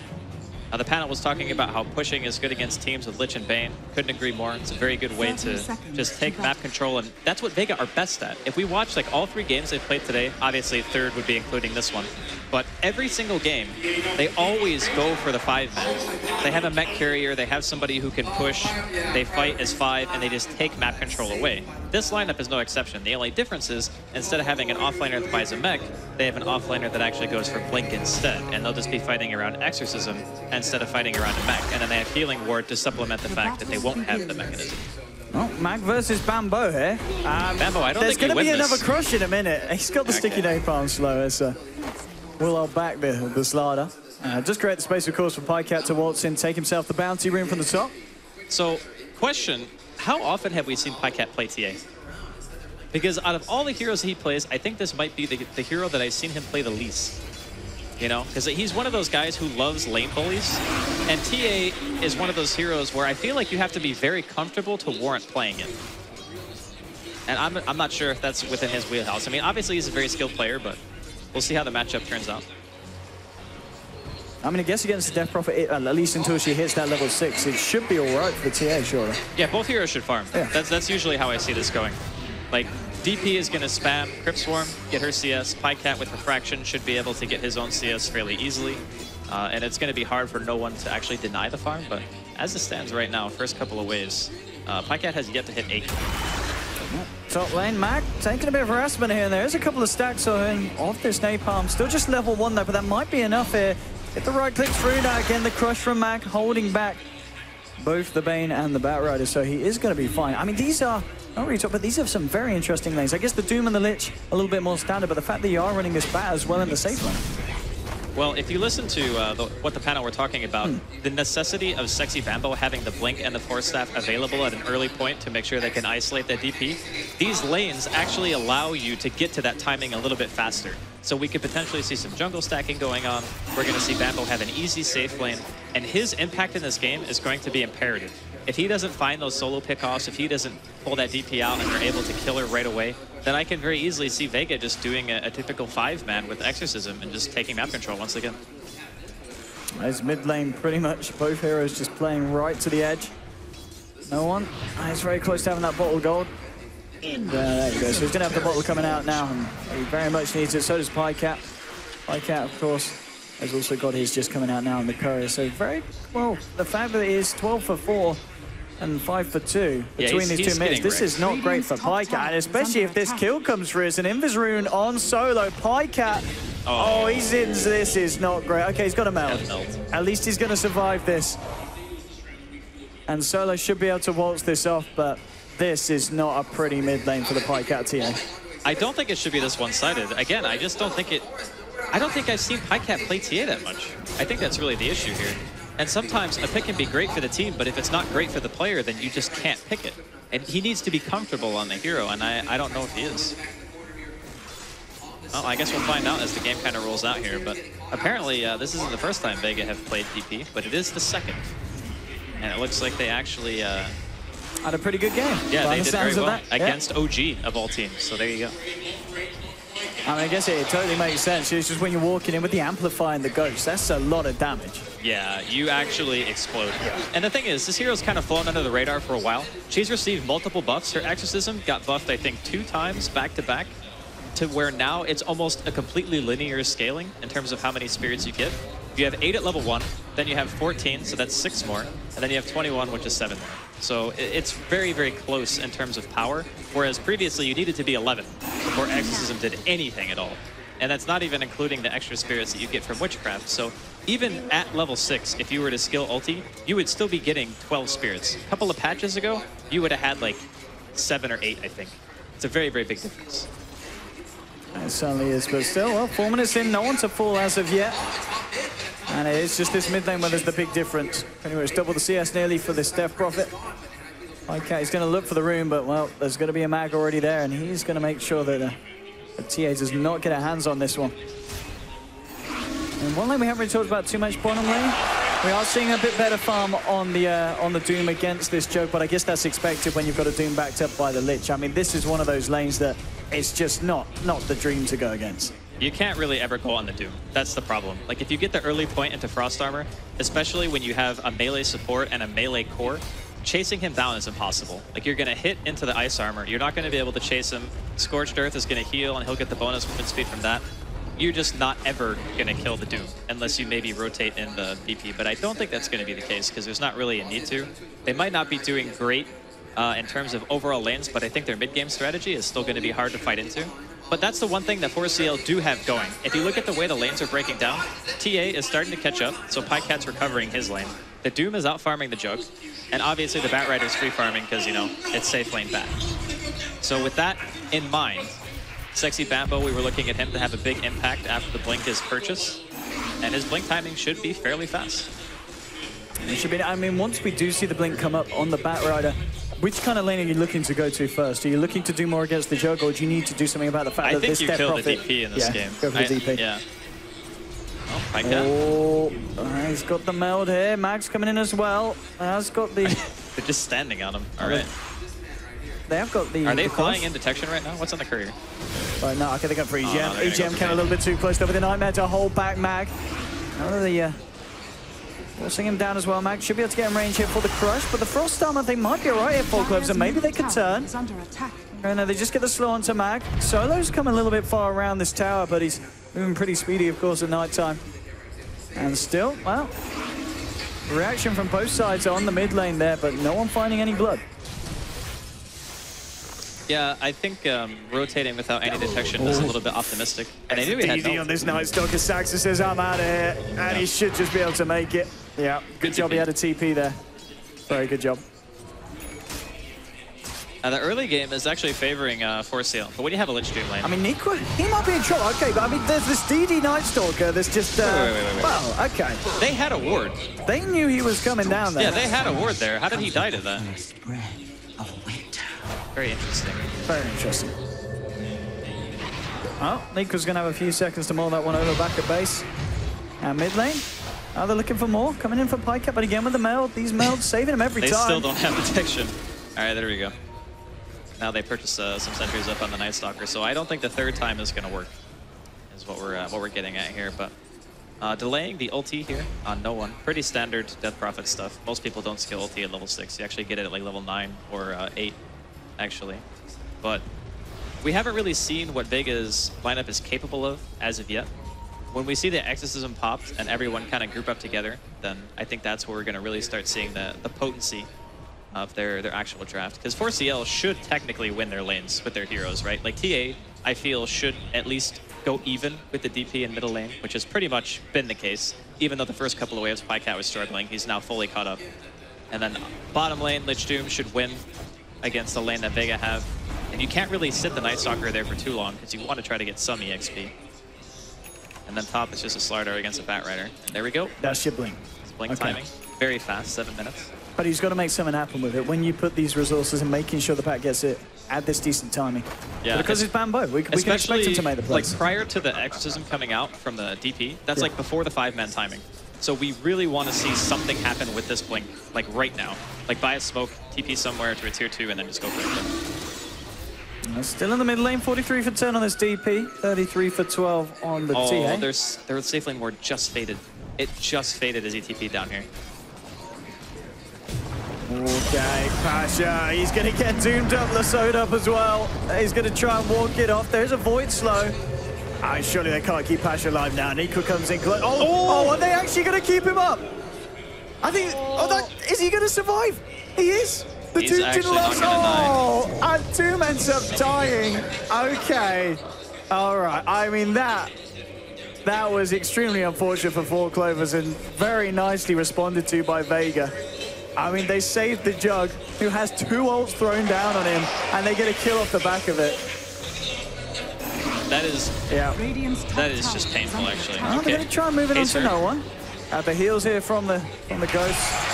Going to put him in a final place, and Mag's actually coming in. Pycat's got to get out. He's got a haste. He's fine. Radiant's top tower is under attack. Well, he's trying to come back in here, Pycat. They're both incredibly low. Nico's turned up to the lane as well. So the important thing to note for the last skirmish, obviously revealing the Blink Dagger, not getting a kill, that's a really big bummer for 4C&L, but they did make the DP use her ultimate. So this hero has a very lengthy ultimate cooldown. It's 145 seconds at every ring. And typically when you pop that ulti, you want to be contesting a tower. To say that making a DP use her ulti defensively is a good thing is true. You don't want her to be able to walk up, pop Exorcism, and get free damage on a tower, because that's where Vega, their lineup starts to really come online. You get the tier 1s down, you abuse Night Stalker vision, you make it so 4C&L feel very scared to do anything other than 5-man. And fighting into Exorcism, even with Doom, is very hard. So say you Doom the DP before she gets her ulti off, then of course the fight is probably going to favor you. But if he gets Exorcism off, you can no longer Doom that hero. It's just a waste, because you're still going to take a ton of damage, and then you also have Winter Wyvern to throw Cold Embrace on, which we saw showcased already. So it's just about how 4C&L can start the fights and how much Vega can utilize their Death Prophet. I'm looking at the Death Prophet now, and they've got some very nice stacks here for no one. Hey, look at this camp he's cleaning up, and then the one just towards the south. That's a lot of gold that's going to be going the way of this DP and keeping her very much at the top of the net worth board. So things... Oh, Silence, got to be a bit careful. But yeah, so far, once again here in Game 2, Vega certainly seeming to be the stronger force, at least in this earlier stage. Yeah, I mean, it's actually... The laning phase for 4C&L went very well, for sure. It's just now the timing is very near for Vega. Like, especially once no one hits 11. That's the real point where the Exorcism starts to become way too hard to engage into. And the thing is, Ice Armor is useful to a certain degree against Exorcism, but it's not like he's going to get slowed or anything. So if you're in the fight, you're taking a tremendous amount of damage. We're just waiting for Bambo to get to his next item, I guess. If he can get that force around minute like 13, 14, and then they can start isolating heroes, that's really going to be when 4CL can turn things in their favor. Yeah, absolutely. 1K gold on him at the moment. Still a bit of a way to go. I guess one of the things that isn't working out too perfectly is the Feather Pasha. He's certainly not at the top of the board on this Juggernaut. Still got a bit of a way to go. How's that Omni Slash? So anyone other than this Doom can't really come into this lane. Niqua's still feeling confident enough to stick around for the farm for the levels. Level 7 at the moment on him. It's like he's going to be building towards the drums over that bracer. We might see a bit of action going on down bottom. Did have the TA come towards this, but I don't know if Pikeout really wants to try and fight. Vega certainly do. Look how many of them are here. They'll get the slows down to Niqua. He's trying to walk it off with the Scorch Stuff. The trap slows by him sometime. The Doom stopping the Omni Slash, but Matt goes in. Can't quite get the cushion out the chain front. There's the turn. They get the last over to no one. That's going to be 1 kill for the side of 4Clovers. And they may be ready to look for more. Max stuck in the tree line. They should be able to find this one out. And this could be the fight that 4Clovers were hoping for. Max stuck. He's trapped up between EGM and Bambo. It's going to be a second death for the side of Vega. And we were saying how Vega were turning up in full force. Well, 4Clovers, they were very much ready to answer them and turn it straight around. That was the absolute perfect way to start a fight for 4CL. They get a Doom on the Jug prior to Spinner Omni being used. No one pops his ulti, and he's standing in the front of the fight. Like Bambo. In the wide open, no protection. Look at this Blinkin. He's going crazy. He needs to remember the fact that there is this Omni Slash still available on Pasha. Well, Shome tried to go for the TP out, but the cancel was there from Bambo. And picking themselves up a 3rd kill. That was so huge for 4CL. Like, they needed that so badly. I think they were just a little bit overconfident with the Exorcism out and just underestimating the amount of damage that 4CL could do to him. Because as soon as they showed that the DP was out in front, and they knew that there was no way that Vega were going to be able to protect him, the Winter Wyvern wasn't close, they just blow him up. They throw a Chain Frost, they lasso him, like everything just dropped right into the DP, and she just explodes. Oh, we can see another fight here. Vega, they're coming in, they've got the Omni Slash, he's trying to look for someone to go on, and he goes for the Saxon Lich. He'll take down one, now Blade throwing forward, trying to get EGM, the Amplifiers on him as well as they close in onto the Bane. Can he get himself out of this one? Use the Brain Sap, but the Crush is there. EGM in trouble as Pasha looking for the Ripeness, but EGM gets the feed script off. EGM doesn't live though, they will be able to bring him down there with the Death Prophet. They'll get the Silence out to Niqua, but Niqua's chasing for more, looking for Mag. The Crush will come out, they're trying to control it, but the level death is there. Niqua finds himself a kill on Slaughter, looks for the TP out. The damage is too much from the side of Vega. And this time it is 4Clovers coming out on the bottom of this fight. And Bambo, well, he's still there down in the lane. He should be fine, he has got that blink hand and TP. But Vega showing 4Clovers that they can hit back just as hard. Overstaying just a tiny bit for CL. They did get the tower and getting the kill actually on the Wyvern too, so. I mean, at the end... they're going to get more as well. Moving in. No. Chain Frost comes out. The bounces, relatively nice. Not bad. Not bad at all. As a Winter's Curse just drops straight down onto EGM. And now with the Silence as well, before EGM can get anything out, but he has got the Shadow Amulet, just keeping him alive here. And this is the Silence. No one needs to move forward with one more. Oh, gee. That was close. Whew. All right, he will live. The Lich, of course, wasn't as fortunate to do so. So just as when 4Clovers started to turn it up on the bottom lane, Vega, they're certainly trying to meet the tempo. Yeah, I mean, the big thing here is Vega actually were able to get some kills after they pretty much got owned bottom, right? The first engagement, they lost 2 heroes, lost the tower. If they weren't able to get anything off of that, I think they would have been in a much worse position, but they were able to find a handful of kills. Not actually able to kill any towers yet, so the people who draw first blood in the tower category are 4CL. Okay. 4Clovers. They're ready to I'm go. liking this aggression. This is what you got to do against Vega, surely. You just got to kind of try and beat them at their own game. It's like what I was saying is you want to make the DP ulti in a defensive manner. Like that's usually the best way to make a DP ult, so that way they're not just getting free tower damage. Okay, I mean, here we go. Smoke on smoke. They're going to try and beat Vega at their own game, but Vega, they're pretty damn good at it. And if this fight kicks off, Vega, they have got a lot of heroes around. Bambo, he's going to blink himself away. EGM is still sitting here. I mean, if Vega come around this corner, he's got the Shadow Amulet. Okay, so he should, yeah, they're not going to spawn him out, so he's just going to chill. And, well, he's going to be okay, but he's not going to be able to do anything with his position, EGM. Too many heroes around on the side of Vega. He's tied in, chilling in the trees. Vega might look to try and group up and force a fight here bottom. But the Exorcism, ready to push and ready to fight. And here we go, straight up from no one, looking to take the tower. Bambo will go in though with the lasso, bringing no one straight back in. They'll drop the Doom as well here. Can they bring him down with the cold embraces there? He might be alright, he might be able to live in time. Winter's Curse comes out, no! They will take down no one, so that's the first casualty of this fight. They can only Shoma as well on the wave, and then the Fiend's Grip now coming out from EGM onto Mag. That's a second, that's a third, that's a fourth. 4 heroes down on the side of Vega. Really good fight there from 4Clovers. Only Pasha getting himself away on the Juggernaut. And again, we talked about how big Bambo's lassos need to be, and we saw exactly the lasso that they needed to find them. That was a really, really good engagement. And I like the fact that they actually used a Doom there because they just wanted to do it for damage. Yes. Like, it's not a Doom to disable, it's a Doom just to kill the hero as fast as humanly possible.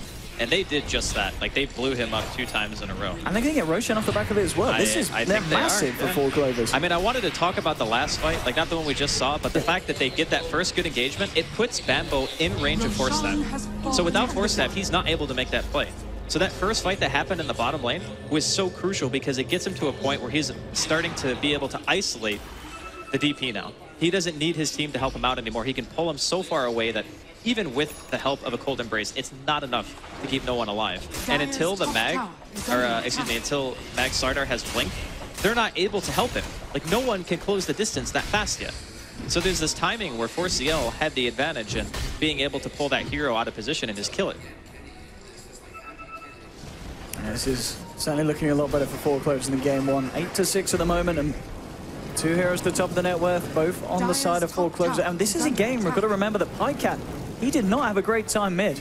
And now he's top of the board, 7.5k net worth, and Desolator complete on top of the treads. And he's holding an Aegis, so he is very much ready for the fights that Vega have been looking for. Yeah, I'm really kind of wondering right now if the Yule's choice from no one was actually the best for this game. I think the only way you die is if you get lassoed. And there's not many games where I would say this, but I actually think like first item Lincoln's might have been like the best thing he could buy. Because normally you do one of 2 things. You build Yules for spam ability and just making sure that you can keep farming, right? Which is obviously why you buy in this case. And having it as a defensive tool, Yules yourself while your spirits are out, does a lot of damage. Like, there are a lot of benefits to this item. But if the only way you can die is if you get lassoed, I think Lincoln's is like a must buy in this game. Radiant's middle tower is under attack. And we'll see what he goes for next. As well, in lane, Asher still trying to catch up on the farm. It is very close across the board. I mean, it is just 1.5 behind that Pycat TA at the top. So by no means a huge amount behind. Certainly a gap they're going to want to close. Busy traveling out on Bambo as well, so he's going to be ready with every fight, and they're actually smoking up now. Bambo, EGM ready to follow through with Nikwa. They'd love to find Pasha. It's a big kill if they can, and straight in. They'll get the lasso. Blade Fury was off in time. The Fiend Script's coming out though from EGM. Wow, everything being thrown down. Okay. They want the kill, they get the kill. They're not messing around here, 4Clovers. It's okay though. I mean, it's actually okay to drop everything on Pasha there because if they don't have every hero together, Vega's lineup just doesn't really feel that threatening right now. If the DP is dead, your damage output is negligible at best because Exorcism is being heavily relied upon right now to carry them throughout the mid game. And every time you take out a hero, it makes that 5-man just non-existent. So 4CL, able to pressure the tier 1 here after getting a very nice pick.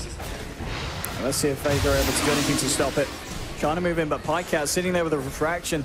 Smacking away the tower, and okay, no one actually gets forced back there by Bambo. I think he's trying to force him into a favorable position to fight from. Winter's Curse comes out, but Bambo's fine. The Glimmer Cage there, the bell blowing up Mag. He just disappears off the map. The Ghost doing a lot to Pycat. He's trying to walk this off. He should be alright. Does have the backup of his team. The Ghost can't quite reach him now. The Chain Frost being thrown in by Saxa. They'll get the trap slow. Looking to moving on to no one. Bambo's there as well. They're converging in on this one, 4Clovers, but the Omni Slash comes out. It's not enough from Pasha to get themselves any kills. Blade Fury's there, but Vega, they're just falling apart and they can't quite find the opening to go into this one. And they'll lose the Slaughter, and they just don't find anything in return. And 4Clovers, they're still happy sticking around. 4CL can even back up here if they want. Like, they can continue pushing, because I guess Lasso's back up cooldown. And with DP ulti being down, this is the time. Like, 4CL have full momentum right now in this game. I gotta hand it to Bambo, man. Like, when his team needs him, he just comes in the pitch, like, every single time. We talked about how he needed to have a great game. They give him a safe lane, he gets a blink at 7 minutes in. First lasso wasn't great, but the second and third ones did so much damage. Yeah. Absolutely, this is definitely 4Clovers in their element at the moment. Blink Dagger now and Pycat, we've already seen how much, how quickly he can burst down some of the squishier heroes. And now he's going to be able to find himself in a position to do so much more often. And it just feels like, you look at the two cores and... Top lane. Okay, let's have a look what's going on here. Max being caught out by the lasso, drops the crush, but the fire's already down. Another kill, and as you can hear, a lot of 4Clovers fans in the audience. Well, I think you can just take every Ender 2 tower right now, right? Like, pretty easily. And I apologize, I couldn't actually hear a word you said because of the CS. It's all the Bambo fans. It really is. They've turned up today. Bambo Dota. Bambo. Well, sometimes you just cheer ridiculously loud. Absolutely. I'm not going to take anything away from though. Nipper playing right now, so home crowd. It happens. And by Cat. He's going to look to take this tier 2, and he might just get it. He's got backup behind him. EGM's there, and it does have a Fiend's Grip. If Vega try and fight into this one, but I think Vega are just going to have to let this one go. They don't really feel strong enough to fight. We've seen them try it before. They used it, even using the Exorcism, they just can't seem to come out on top at the moment. They need something else, something that allows them to just find that pick-off beforehand. We've seen 4Clovers do it themselves. Just each and every fight, finding someone like the Joke before, and then fighting into 4 rather than 5. And it kind of feels like Vega, they kind of need to take a bit, a page out of the book of 4Clovers and do that themselves before fighting as a team. The difference is, though, like 4C&L have the pick potential. Yes. What hero on Vega can actually go for a pick? That's the big thing. Like, their lineup is not built to be able to stop split Bambo, push. look at him on this top lane. He went straight into the tier 3 with the lasso. And again, I mean, this is the combo. Yeah, it really is. The amount of bursts that they have at this stage in the game is insane. Like, during the draft, Peter was saying that he really liked TA because it's that one hero who can just really destroy the DP. And when you're playing from behind as Death Prophet against a TA... And if they could get Pasha here with the Fiend Script, Pasha extremely far into enemy territory, and he's going to get punished for that. Very, very deep on the die side of the map, and that's the jug down for 40 seconds. I think we could be seeing a third game hero one. This is 4Clovers playing certainly a very different Dota to what they brought to game 1. Vega's game plan has just not really come to fruition at any stage. I mean, the tier 1 safe lane, tier 1 mid are still standing at 23 minutes as a lineup that has Juggernaut and Death Prophet. Like, if I saw this draft and I saw Vega versus 4C&L, I'd say that Vega very easily could have snowballed, played their 5-man Dota, and just straight up just face rolled it, you know? This is the kind of lineup that they usually run very well. And even though this is the only time, other than, I guess, one other game in this patch that they've decided to run DP, I still thought it was actually a very solid pick. It's just that 4C&L are finding the plays. They're getting the pickoffs of the most important heroes, and they're just stopping Vega from ever getting their death ball going. Bam, look at this top lane. He is very much ready to go here. Show him up. How far is he going to come out? And I think the answer's too far. Straight in with the lasso. He'll take what he can get. Bambo, more kills for the tally. Cold Embrace is not going to save you here from the fire from the Batrider. And a mega kill streak now for this Bat. Bambo. It's working very nicely for 4Clovers, and, well, 4Clovers aren't done. There's a Nightmare onto no one. They don't have the Fiend's Grip, but they do have a pie cap. Okay. Hey. I mean, this couldn't be going any better for 4Clovers at this point. They seem to be just winning every single engagement that they jump into. Yeah, the way that they're controlling the map is actually very impressive, considering the team that they're doing it against, right? Like, Vega are certainly no pushovers. And this Blink Dagger from Mag, 24 minutes. This is an extremely late Blink Dagger, even by offlane standards. And here we have it, tier 3 push coming in from the side of 4Clovers. 25 seconds until Death Prophet's back up. Does have a buyback. Looks like 4Clovers aren't going to force the issue, though.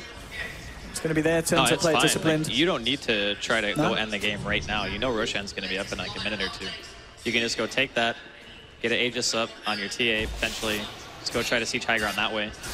I mean, this lineup from 4C&L, it's a very skill-oriented lineup, right? Like, you have to find the picks, you have to control the laning phase, control the early game, and never really let up the pressure. But when you get to this point, and your TA is just so built, like, as a mid-lane hero, she is one of the best in terms of carry potential in a late game. And her physical DPS output is also something that is insane. And you can just get free Roshan after free Roshan as long as you're controlling the map. And this is the first time we've seen Vega today not in control. Here we go. Vega, they're trying to do their best here to regain it.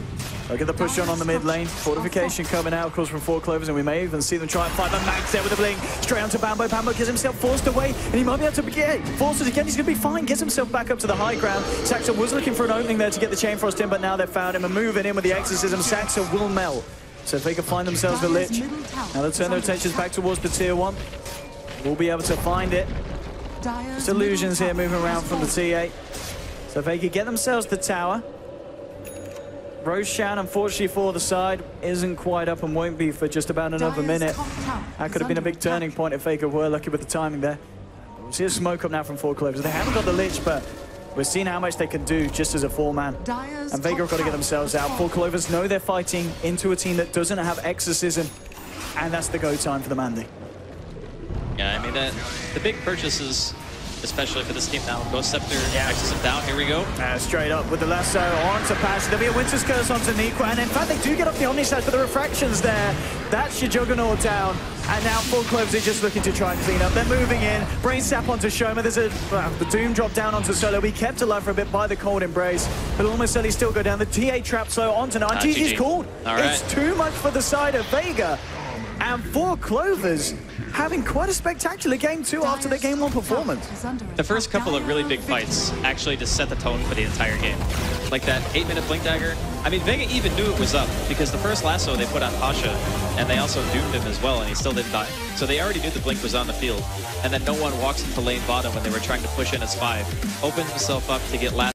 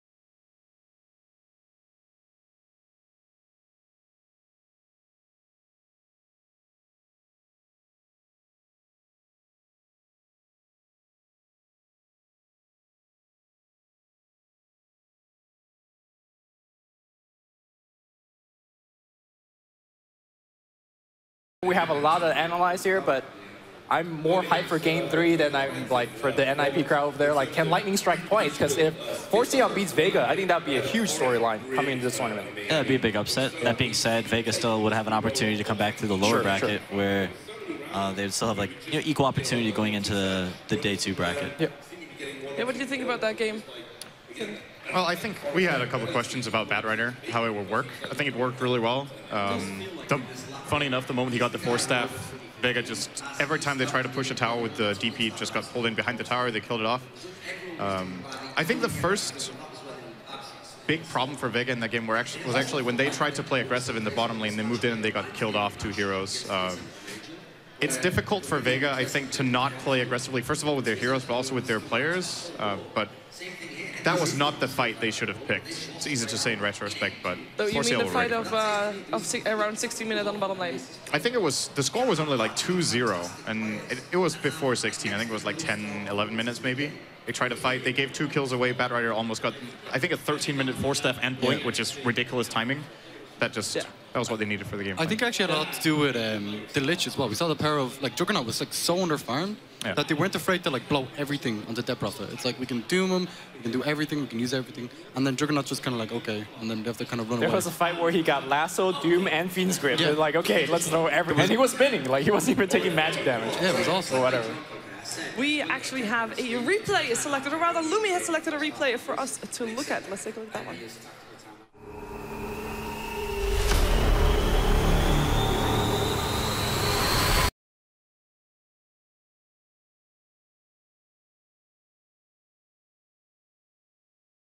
That the Blink and 4-staff play against the first push that Exorcism was used, and he got 16-minute mark. Yep. He got dragged so far back, and they again commit everything for him. And here's where I think we should pause. Like, if you look at the Slaughter, today Demon didn't have a good Slaughter game, couldn't farm Blink, and I think this is one of the latest Blink timing. I think that was one of the in-game stats that came up. If you had Blink there and you commit into a 3-hero crush, maybe the fight would have been a lot better for them. But if you roll the replay, Slaughter sprints in trying to do something, and then he's like, okay, this fight goes badly, and then he sprints back out. And that's where the Chain Frost, there he goes. Chain Frost on the back line, it's just brutal. Like, it just picks up 3 kills for the team. It's actually a really big mistake from Mac that he doesn't crush there. He's already in melee range with 2 or 3 heroes. If he crushed, they maybe cut their losses down to 2, or maybe only 1 hero, actually. Game-changing fight? Absolutely, yeah. Okay, so we're looking forward to the 3rd game here. We've seen both of the teams have their strengths. We've seen them both win once. Now that we know them both, what do you think? You're still favoring Vega? I still think Vega's the better team. Every single game we've seen here so far, Dreamleague has been pretty one-sided. So I hope the 3rd game is, a little more back and forth. That being said, this is the first game that Vega didn't have like the better team fight. So for example, like in previous games when they would go to push that tier 1 tower, they were going to win that fight no matter what. This game a bit different. Shane, what do you think? You had, of course, the solo Night Stalker this time once again. Didn't work this time. Are we going to see it again? I think it actually works very well in game 1. And the reason it didn't work in this game, I think, has a lot to do with the Lich, actually, like completely shutting down their safe lane. They weren't able to group up as a team. Their supports were so underfarmed that it didn't really do as much. So I actually think the Doom or the Lich are the issue. Yep. 4C&L got so much out of the laning phase that when Vega decided it was time for them to group up and go push, they just didn't have like the items and farm that they needed to contest out the Doom and the Blink Rider on bat. Because the last push they did where the Slaughter actually had the Blink, he sprinted in one direction, caught 1 hero, they got a quick pick, and then they backed off, right? And then it was Batrider that came back and got the kill, and that forced the GG. But we saw that in that fight, when the Slaughter did have the item, they could definitely play that high-tempo, aggressive playstyle. But like you said earlier, when they chose to push, when they didn't have the item, it was just really tough. So that's a lot down to Bambo as well, and there's 1v1 matchup against the Slaughter. Like, it's favored for Batrider, obviously, but it was Bane Bat versus Slaughter. That Slaughter was not a getting nothing. No. Yeah. You can't do anything. That being said, going into game 3, I don't think that they're going to give up Doom again, especially. I think that, so unless they want to ban Lich first too, I think the Doom Lich was just the big problem for them in the early game. A lot will depend also on first pick, because in a way it was actually 4Clovers that let the Doom go through, as they banned out Darkseer and Dazzle, still Vega banned out the IO and the Shadow Fiend. They kind of have to ban out those 2 as well.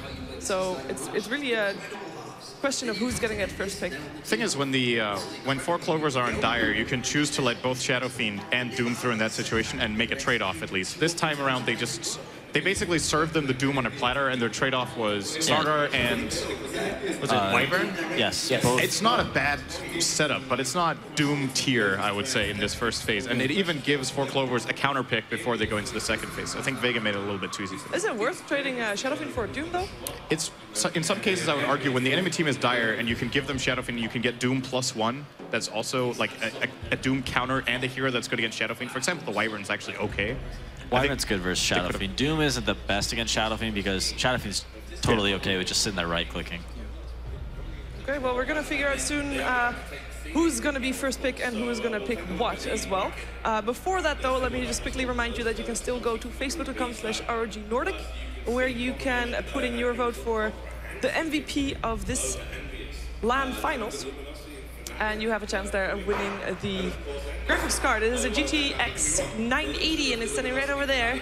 And it's golden. It is actually limited edition, and this is actually one of the few ones that you can actually still have, and soon we'll be able to show. There you go. Wow. You can use your promo skills real well. Very impressive. And if you want to have a chance of winning even more prizes, you can go to Corsair.com/DreamHack15 to win the Ultimate Gaming setup. I got you. I got you. I was about to say experience. We gotta do it. So we say like one word each. The setup will probably give you the experience. Ooh. Get it? Yeah, it's good. You can go there, Corsair.com/DreamHack15. Make sure to check that out. So far, we have seen. I've already asked you the MVPs of these two teams. You're sticking with your choices. It was Bambo in game for 4Clovers. It's Bambo Bat right there. That was. Bambo Bat, yeah. I mean, how often do we see Bat Rider work out? That was awesome. Okay, well, we're going to find out what the teams are going to have in store for each other because we are actually in the draft. It is time for the bans. It is Vega that has the first pick, so they have a slight edge here in terms of being able to perhaps let some more heroes through so they have some more choices in their first draft. They go for the Undying removal and instantly Doom removed. They do not want to deal with that. Are they going to leave the Wisp in? First pick it? What do you think?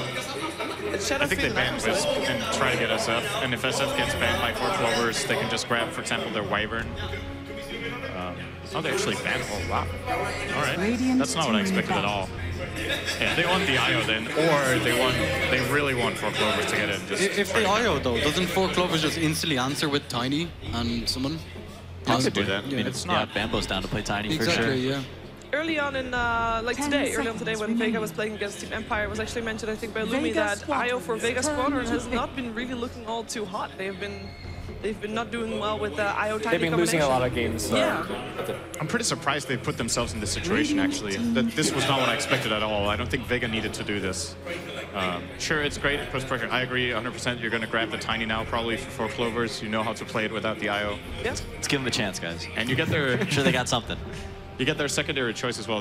We might see perhaps 4Clovers can snatch the Wyvern that we've seen Vega play twice. It's a good pick against IO. It's a good pick for Saxa. I like Wyvern. It makes it harder to pick heroes like Chaos Knight as well. You know, like these massive illusion heroes. That is comboed up with the.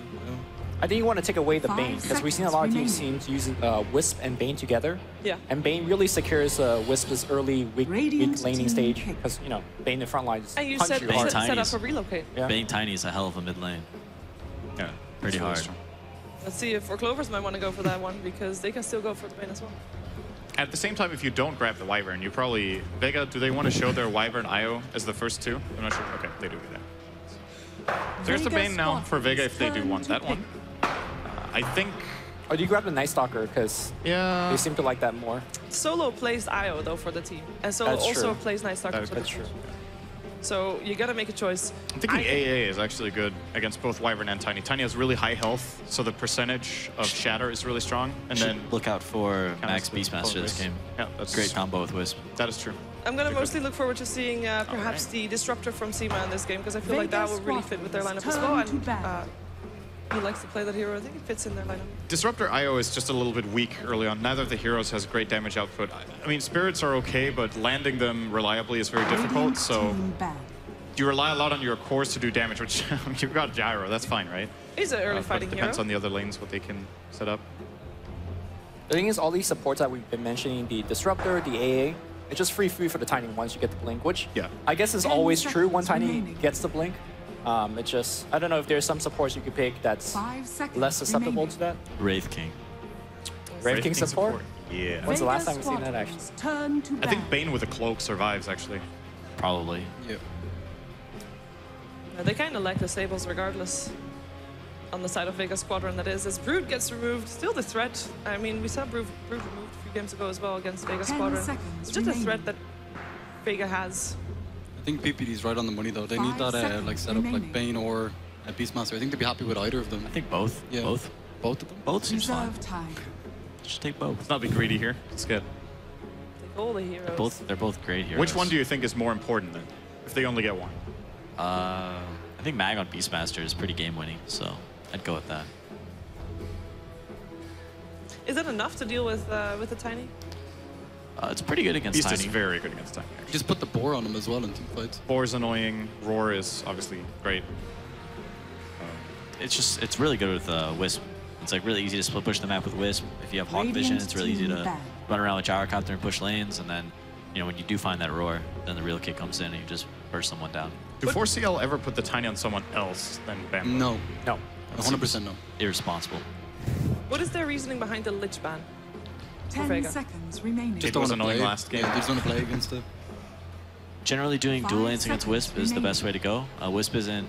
He's strong in like the mid lane, but he's not like the strongest in other lanes. So if you kind of do like a 2-1-2 setup and kind of sack your mid lane, that's a strategy a lot of teams try against IOs. This is a very good ban, by the way. The Bristleback IO together against Tiny is very strong. Of course, your physical damage only on the Bristle against Wyvern again, but it's just a combination of Bristle and Gyro. You force out the Cold Embrace with Bristle, and then Gyro has all his stuff. It would have been a very good pick for Vega, I think, and no one plays it very well too. This is solid drafting for 4Clovers. I really like what they're doing so far. Bane is great this game. Enfeeble versus Gyrocopter, always good. There's Tusk. Finally! First Tusk of the tournament. I said finally to Tusk. I mean, it's not like I'm super excited, yay, we get to see Tusk, but more like, why haven't we seen it yet? Tusk is fun. I like Tusk. It's really fun to play. Snowball. Like, what was it, in a Frankfurt Major 99% pick ban, I think? Might have been one game, maybe one game where it didn't get picked up. I have recently learned that Tusk is a really good hero for... Period. No, that too. But for people that actually don't normally watch Dota, and they just glance over, and there's like this gigantic snowball on the screen. Like, what the hell is happening? And people actually are drawn in by that. It's like people like that. It's very easy to follow the action. Yeah, there's very few spells where the actual, like the noise makes so much sense with the animation. Like when you just see a punch, you know exactly what's going on. Like, when you see gigantic snowballs, like, whoa, you can get hyped about that. You don't need to know anything about the game. You see gigantic snowball, you're hyped, even if you don't watch Dota. So are we going to see a carry shaker? No, EGM. I mean, you got... I don't know, I guess. It's core shaker for Bambo. Oh, wait, it can't. No. Pycat mid shaker? I'm sure Pycat can play Tiny. Played Tiny as well. Yeah. Pycat might play Tiny. But they never play Tiny on anyone else. Until now. So we got a problem here. They're being really stretched. Are they going to go for the no logic gaming strat, having a core Bane? Core Bane? We've seen core Bane a lot. Core Bane. In the hands of Mitch. It could be. Well, you never know, you know? Just have to wait and find out. Radiant team back. Was this the pick? That's a good question. I mean, you talked about how Tiny's naturally very good against Ember, and I tend to agree with that. Hello, everyone, and welcome back. I guess you're just saying we're going to have a very hard to pick lineup. Is that the goal? You have this save with the Wisp though, you know, the sustain heal to get through it. They have tools against the Tiny as well that have the snowball to back up the Ember against Griff getting caught by Fissure. It's a comfort pick for them as well. I'm not sure. This, again, 4Clovers with... I think they're doing pretty much everything right so far in this draft with the Beastmaster ban now. There's still a Windrunner in the pool as well. I think Windrunner suits the draft very well. It's pretty good against Ember to catch. Decent against IO. I think Windrunner is good. I mean, here's the thing. We're saying that you got some defensive plays, and it was the same thing last draft. Like, Wyvern could have helped people out, but the way that the game developed, 4CL just split the map. They went for a lot of solo picks, and honestly, when Tiny jumps on Wisp or jumps on the Tusk, they still pick so fast that you can't really react to it. Yeah. So I wonder if the game's going to develop in that scenario. Now with the possibility of a shaker core, you get that early blink and more solo picking potential. Do you think there's a possibility here for 4Clovers to do something similar to last game, like not identical, but just play maybe the tiny solo safe lane against, for example, Tusk, and then you can put so much pressure on the Ember Spirit with one support, either the Bane or both Bane Shakers? They might do a similar draft like that. Have the Wyvern kind of camp mid, and then just do like a Bane tiny safe lane, and let Bambo play the tiny, and then let Pycat play like a more carry hero mid. Let's see, what's in the pool? What's in the pool? There's still Windrunner, TA. right? Windrunner, yeah, Windrunner's There's good. not a TA game. Is it? No, it's not awesome. No. Not the best. I still think Windranger out of 4Clovers' active pool is probably I like Windranger. the best pick. Of course, again, you can't pick against Tusk. In the best way you pick, like you prepare for the snowball and then you have counterplays, but you can't be like, oh, snowball technically counters everything, right? If no matter what you catch someone with, if Tusk is not in it, he can always save with a snowball. So you could say shackle shot. Well, they can just snowball out of it, but just forcing them to snowball save puts them in a really bad position against 4Clovers team fight. So anyone who starts the fight for them, any engage. That's true. It's another game where I don't think Vega has the best team fight. Yeah. Is there a hero that Vega could pick that could remedy that? Let's see. No. No? I don't think so. I don't think you can team fight 4Clovers with that kind of draft. Just get the Tide Hunter, man. Tide. Sure, I just don't know if they have the damage when there's a mech on 4Clovers, but they need a mech carrier, of course, for that to happen. They don't really have that yet. What about something that gives them team fight, like Silencer? Maybe it weakens your laning stage, but global, you drop the call down, you get some Ember stuff in there. Silencer is actually cool. I like that idea a Good lot. against Winter Wyvern as well. But your support duo then sound very, very weak. So yeah. You need to be careful with your lanes, but it's a little bit. It's always a special case when your offlaner, like Tusk in the offlane is just so fundamentally different in how good he is on level like 3. Most offlaners you need to get like level 6 in order to really help your team out. Tusk level 3, he can just roam mid, TP top and gank that lane or whatnot. So they can actually get away with the silencer if they want. But still, I don't know. Magnus. If I'm Vega now, I try probably to really play the split push game. The problem is they've already locked in their 2 farming cores, so they can't really go for something like, say, an AM and just really try to split any more than they have. Yeah, looks like a support Venomancer game to me. What do you make of the Magnus, BD? More team fight from 4CL, just like in game 2. Their team fight is superior. I'm not sure there's a pick that Vega can make right now that, you know, give them enough team fight to really fight. The Silencer was an interesting suggestion. That's definitely a possibility. They could take fights until. What about Centaur? 4CL has BKBs, Centaur. You know, not awesome. There's like 5 disables on 4CL, so Centaur ult may not prove to be the most effective. I generally like Centaur against like Doom and Queen of Pain, heroes like that. Well, they're taking their time, that's for sure. The Zeus comes back to mind again. I don't know if they can do like a dual lane with Gyrocopter bottom. But yeah, they could do this like a support Zeus, I suppose, or not sure. I think that Veno or Silencer seems pretty good. Oh, Dazzle's still in the pool. Dazzle. Shallow graving, the target that they go on. Dazzle's okay. Yeah. I mean, Dazzle's always just an okay. Like, minus armor for flat cannon and for sleight of fist. They might have to play it that way. And just if the team fights drag out long enough and 4Clovers don't land their abilities very well against the Grave, they can actually win the fight with Weave. Yeah, but surely something from 4CL is going to stick. Like the Fiend's Grip, Wyvern Ult, Tiny Combo, Echo Slam, RP. And there's the Silencer. There you good go. call, Lumi. Lumi with the Silencer call. 6K ever more. There So you go. who's He's a new man, reborn. Whose draft do you favor? I like 4Clovers a lot here. I like Vegas a lot, but it's a lot harder to execute. I agree. These 4CL, they just got to click their spells on the heroes and then Things to look out for? Global silence. ultimates from 4CL. Maybe the Are first the fight ultimates around the first tower push. First fight around the first tower push. We're gonna find out who is gonna take this series. It is time for Vega Squadron taking out a 4Clovers and a Lepricon with Odie, Pixel, and Draskell.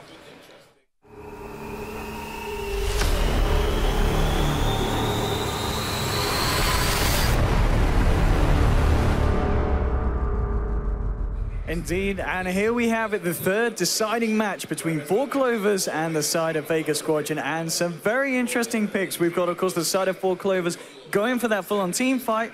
Vega Squadron, they say, we'll bring a silencer to the fight. I mean, I always love seeing stuff that's a little bit different, right? I mean, of all the teams to run Silencer, this is one of the few CS teams that actually doesn't run it too much. I know Illidan has played Core Silencer in the past on VP and things like that, but They're a team I haven't seen run it too much, but it is a good pick just to have that counter initiation. You go in, you go for like an RP, or you go for a Fiend's Grip. Like that's the thing that comes to my mind immediately is Fiend's Grip, because it's so easy to just drop the global on that. Yeah. So definitely a solid pick here. But Vega's early game fighting potential is not too bad. I think this is probably one of the more even drafts that we've had, in the sense that both teams kind of want to try to do the same thing. They both want to fight with their heroes, but as PPD said on the panel, 4CL's team fight is just insane. I mean, 4C&L's draft this game, do you think they've kind of looked at what they did in game 2 and said, we kind of want to do more of the same of that, but in a different way here? Yeah, it's different because in the second game, Vega had a lineup where they were running around with the DP and they wanted to just 5-man around one ulti.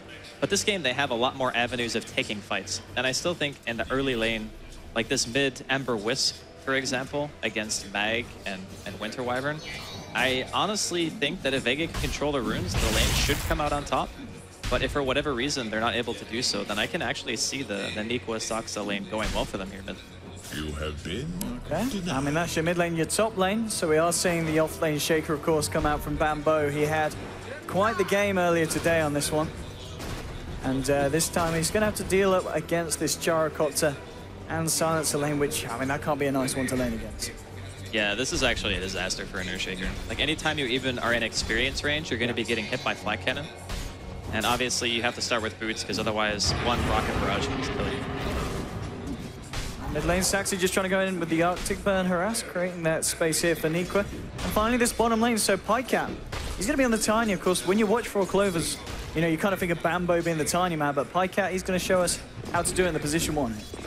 The biggest difference for me, 4CL running Tiny when Bambo plays it, he's never a core Tiny, ever. He's always just off lane. He builds mobility items all lanes. We can see Mag just punching the crap out of Pycat right here. Just kind of what he's got snowball. He might be dead. All right, this is... Who's got the better movement speed here through? Okay, they've got a bang. Oh, there we go. Nearly body blocked Pycat. That was close, and they're clarity up. They want to try and turn this with the brain sap. All right, I think they should be able to. The salve has been cancelled. Pycat hasn't quite got enough mana, though, for anything. He's so fast. Oh. All right. I think EGM should have at least been able to get one more auto there, right? Because he's 315. I don't know, it's close. I guess the creep wave kind of blocked him a bit. That was very, very close. Seeing both sides nearly lose someone there. Mid lane, no one. Moving in with the change and the Flame Guard. Also, Nikwa back has been tethered up, but in comes the Wyvern to harass them and hold them back. Make sure they can't advance anymore on this Magnus, and Quiz's going to be alright here for the time being. And Arctic Burn is just so strong. It's like you get one hit on each hero, guarantees a base of 40% damage that you're just dealing, because it's 8% health burn over 5 seconds, or every second for 5 seconds. Such a strong support hero in the early game. But again, it's not even just about the fact that the Wyvern's strong here, it's for 4CL. Unlike what Vega are going to be able to do, they can just go and stack freely, where the Wisp has been sent back to base already. So the person that's going to have to do the stacking on the side of Vega outside of the Wisp is probably just going to be Zielma. He's going to have to go into the jungle and just get that stuff done. So that way the Ember can go back and clean it up, or the Gyro can go drop cooldown on it once he hits 6.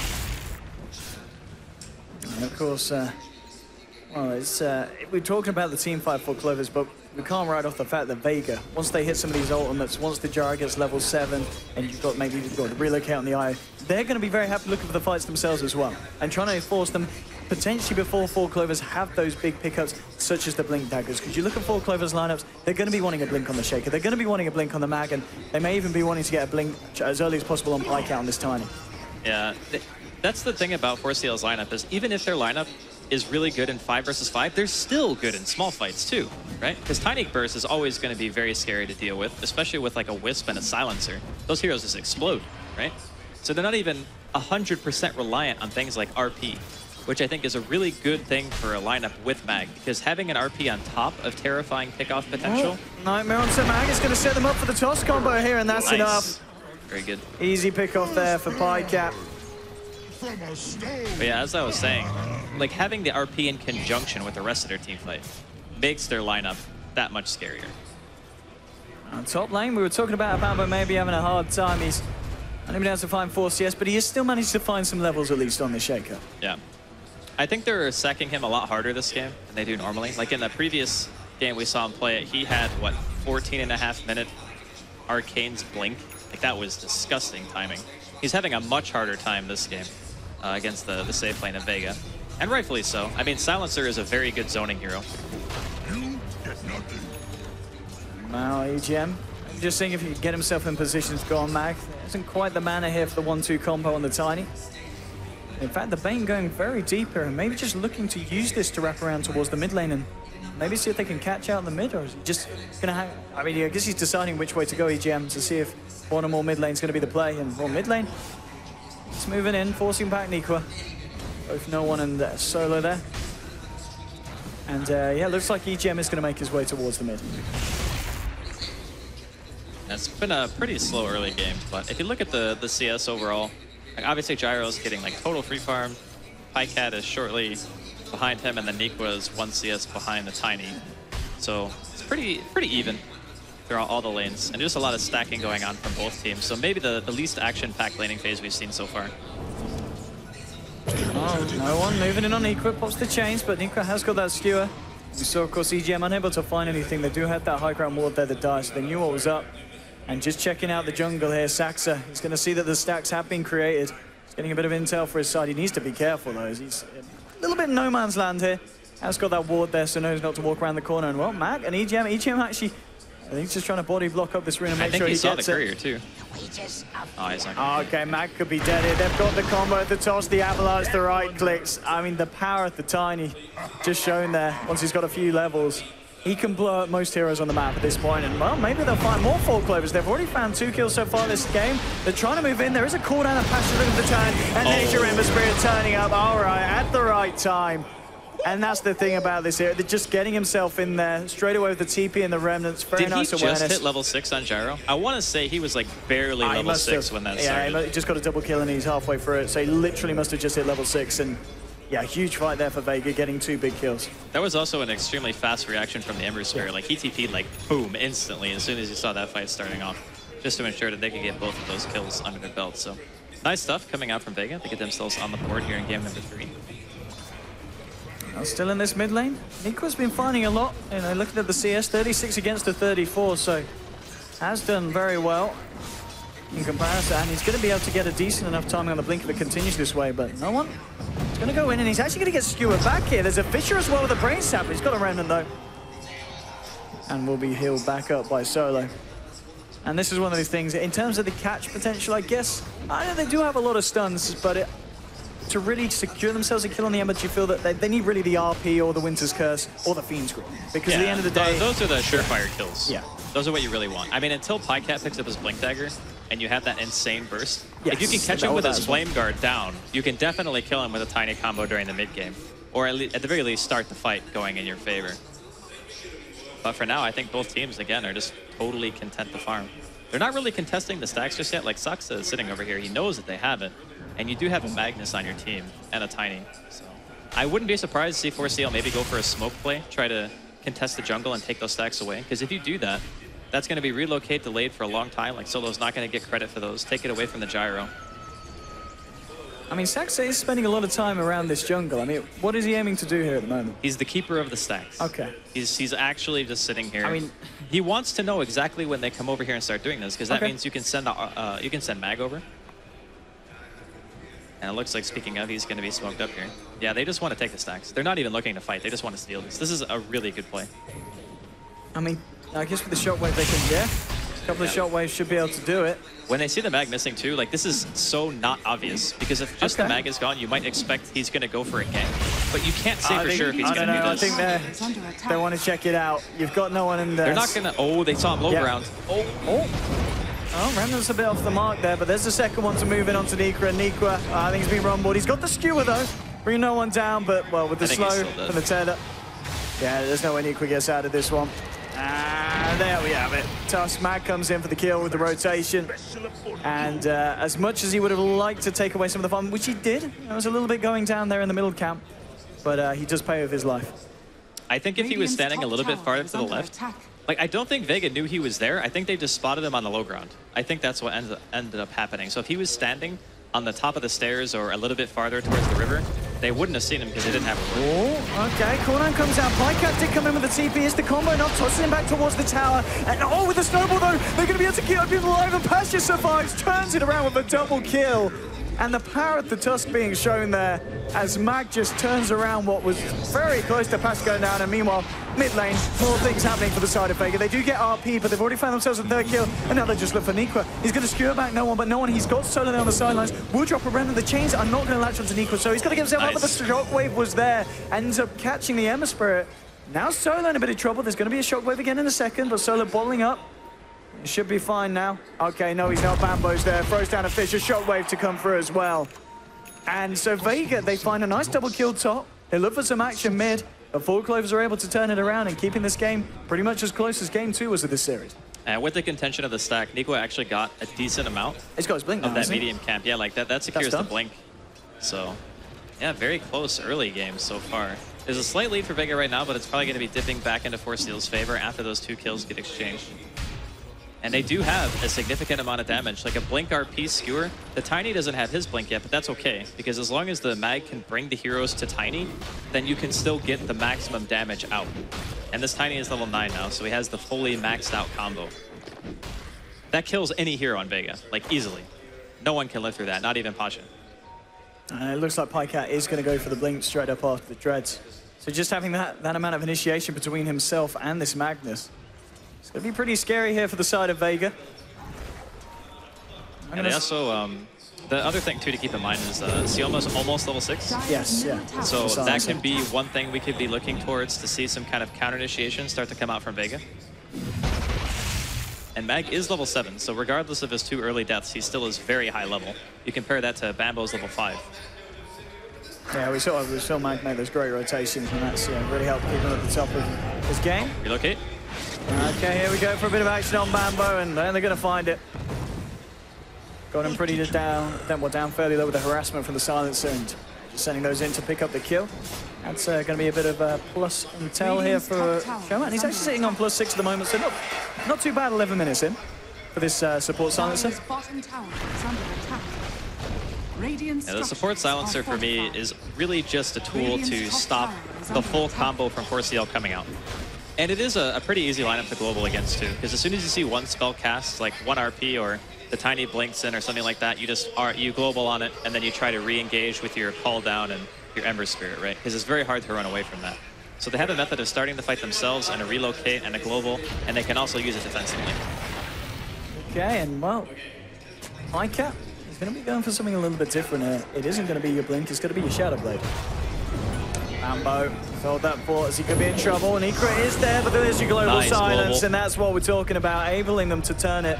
And now Nico's the one in trouble. They have sent Pycat in. The RP will come out onto 2. And maybe they can turn this 4Clovers. The Winter's goes onto Pasha. Pycat will be able to keep himself alive. He's even against the Fiend's grip, but the Rocket Barrage is there. They found themselves a second. Can they find themselves anything more here? Moving in onto the Winter Wyvern at the same time towards the top. Matt gets the punch down as he gets himself a double kill. The Wyvern only just getting him away. Oh, the Spirit's going to touch. Oh, he can't quite get himself close enough solo. And I've got to be honest, that was the global silence doing exactly what Vega drafted it to do. Yeah, that was the ideal scenario. So they get the Searing Chains, they know they're going to get a kill for sure, as long as no counter initiation comes out, so they just throw out the global on top of it. And the damage just wasn't there. They couldn't get their spells out in time. And the Shaker not being able to use his ulti during the engagement also didn't help. By the way, Pycat's actually going for Shadow Blade. Yes. Which I think is extremely interesting given their team composition. I think having multiple blinks is like so good against Vegas heroes, because now that global's down, you have Blink Dagger up. He would have the money for it if he didn't buy the Shadow Amulet. You can just blink and go for the combo, but maybe he doesn't like to play it the same way that Bambo does, because Bambo plays more of like a space creating mobile Tiny. This could be more of the position 1 carry oriented Tiny. It's going to be interesting to see how well it works against the side of Vega. We've seen in previous games, these guys are very good at warding and keeping control of the map, so they'll probably have the sentries ready and waiting when it gets revealed. Going to see this side of 4Clovers moving in. Oh, and he has got that remnant, but I believe that is his only one that he just put there on the high ground. Going to move in on him though. Radiant's top tower is under attack. And they're going to be able to disengage for this moment, but 11 for 5 at the moment. Vega still looking in the good position. And there we go. That's your item finished on Tiny, but Vega to fight. Smoke to... Oh, there's a smoke from 4Clovers as well. Smoke on smoke action here, potentially. 4Clovers hanging around the tier 1 in the mid lane. Vega. Seeing if they can find a wraparound, and there we go. That's the big spell we're waiting for. 3 seconds to the global silence. And that's when it's going to be go time. They know that they can take a fight. It's going to be pretty much impossible for 4Clovers to turn. Nequa's revealed himself in the mid lane. They missed the shearing chains. They won't miss the shards, and they won't miss the snowball. Or maybe they will. Nequa actually getting himself away, and he's going to be able to live. There's a remnant of crosses. They found Pikecat. No one's trying to chase him down, but Pikecat hiding in the tree line, and now with the Shadow Blade. May look to try and move back in on this one. They do still have the global silence here. Vega, Pikecat trying to set it up. He find himself the opening one with the Fisher, and the blowing up with the IO. They do. That's the IO down. Global silence has now been used, but 4Clovers, they may be able to fight off the back of this. Nequa trying to get position, gets the RP out to Passion out with the feast grip onto Nolan as well. Can they bring them down with the Winter's Curse? The control is there. They found themselves the gyro. Can they get themselves anything else here? No one's still alive. The Fisher comes out. No one gets bursted. Echo slam to the face. A third down on the side of Vega, and now it's just the Silencer and the Tusk getting themselves out. They'll look for the Silencer. The Nightmare setting it up onto Mag as well. The Nightmare will actually be toggled off, and Mag's turning this. Gets the punch onto the Wyvern, Avalanche for the low ground, won't reach. Another snowball, bringing him up, bringing him back straight into the face of EGM. The brace ups there, the right click, EGM's still alive. Solo's come back into the fight on the IO, trying to get Pikecat, but Pikecat walks this one off. EGM again with the Nightmare, keeping them away from him. And EGM trying to walk this one off, Solo desperately chasing. But EGM might get away with this. I mean, it was a bit of a mess of a fight. 4Clovers did lose a lot, EGM looked okay. No, it's not gonna work.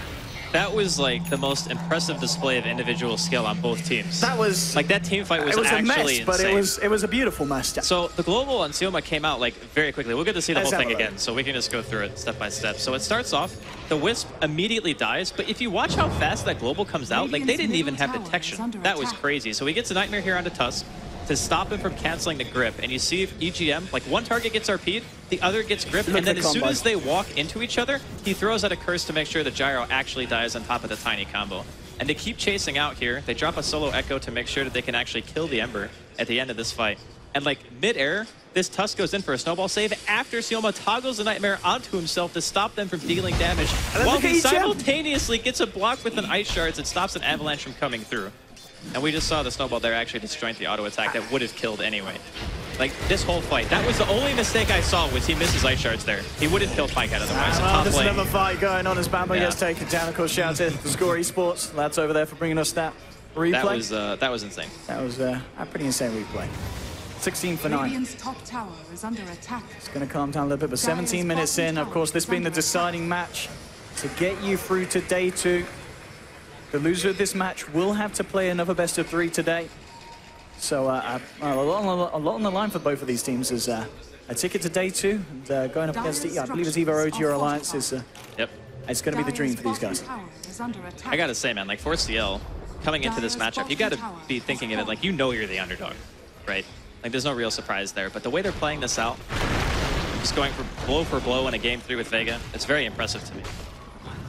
Like I knew that CL were a pretty good team, and on a good day they could take a game off of anyone, but Vega are certainly no pushovers, and 4CL are definitely making a game of this. So pushing in mid, Vega still had everything up. Global is now ready to go. Okay, smoke up from 4Clovers. They want to try and fight. They want to try and find Pasha. There's the toss forward, straight on with the Echo Sound coming out, but there's the global silence. They're ready to turn here, the side of Vega, and they're looking to try and take down Bambo, and they will. That's going to be the Earthshaker down. Let's see if they can find anything more here. 1. Position on the high ground. Pikecat sitting there with the Shadow Blade. Just going to slide down. Looks like Vega will just disengage, so they do use the global, but it does manage to get them the kill on the Shaker. I mean, that's a tier 1 too. Keeps the gyro alive as well. Yeah, that was a very good global. Yeah. Like I said, man, his reaction time is insane. That was like less than a second, and he just had the global. I mean, they probably saw the Tiny flying in the air, so maybe it wasn't like a total reactionary play like the last one we saw mid. But either way, the Silencer is working out pretty well so far for Vega. Good stuff.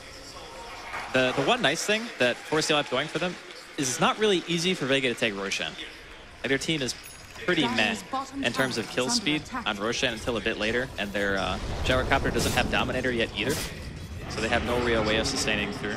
I don't believe anyone has an urn yet, right? Okay, the Tusk does. All right, so they do have an urn on somebody. And I guess not only the fact that their team isn't very good at taking Roshan, 4Clovers' team is very good at fighting someone that's taking Roshan. Yes, that is also very true. The one big difference, though, that we see this game for 4CL's lineup as opposed to earlier when we saw them playing when they had Shaker is the blink timing on Bambo is so much slower.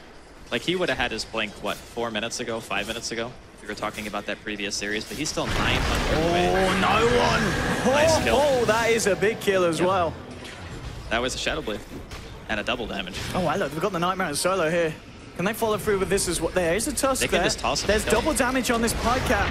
And that's another one gone. That was one hit. He's got the DD. He's got the DD. I think they brain stepped him too, actually. Yeah.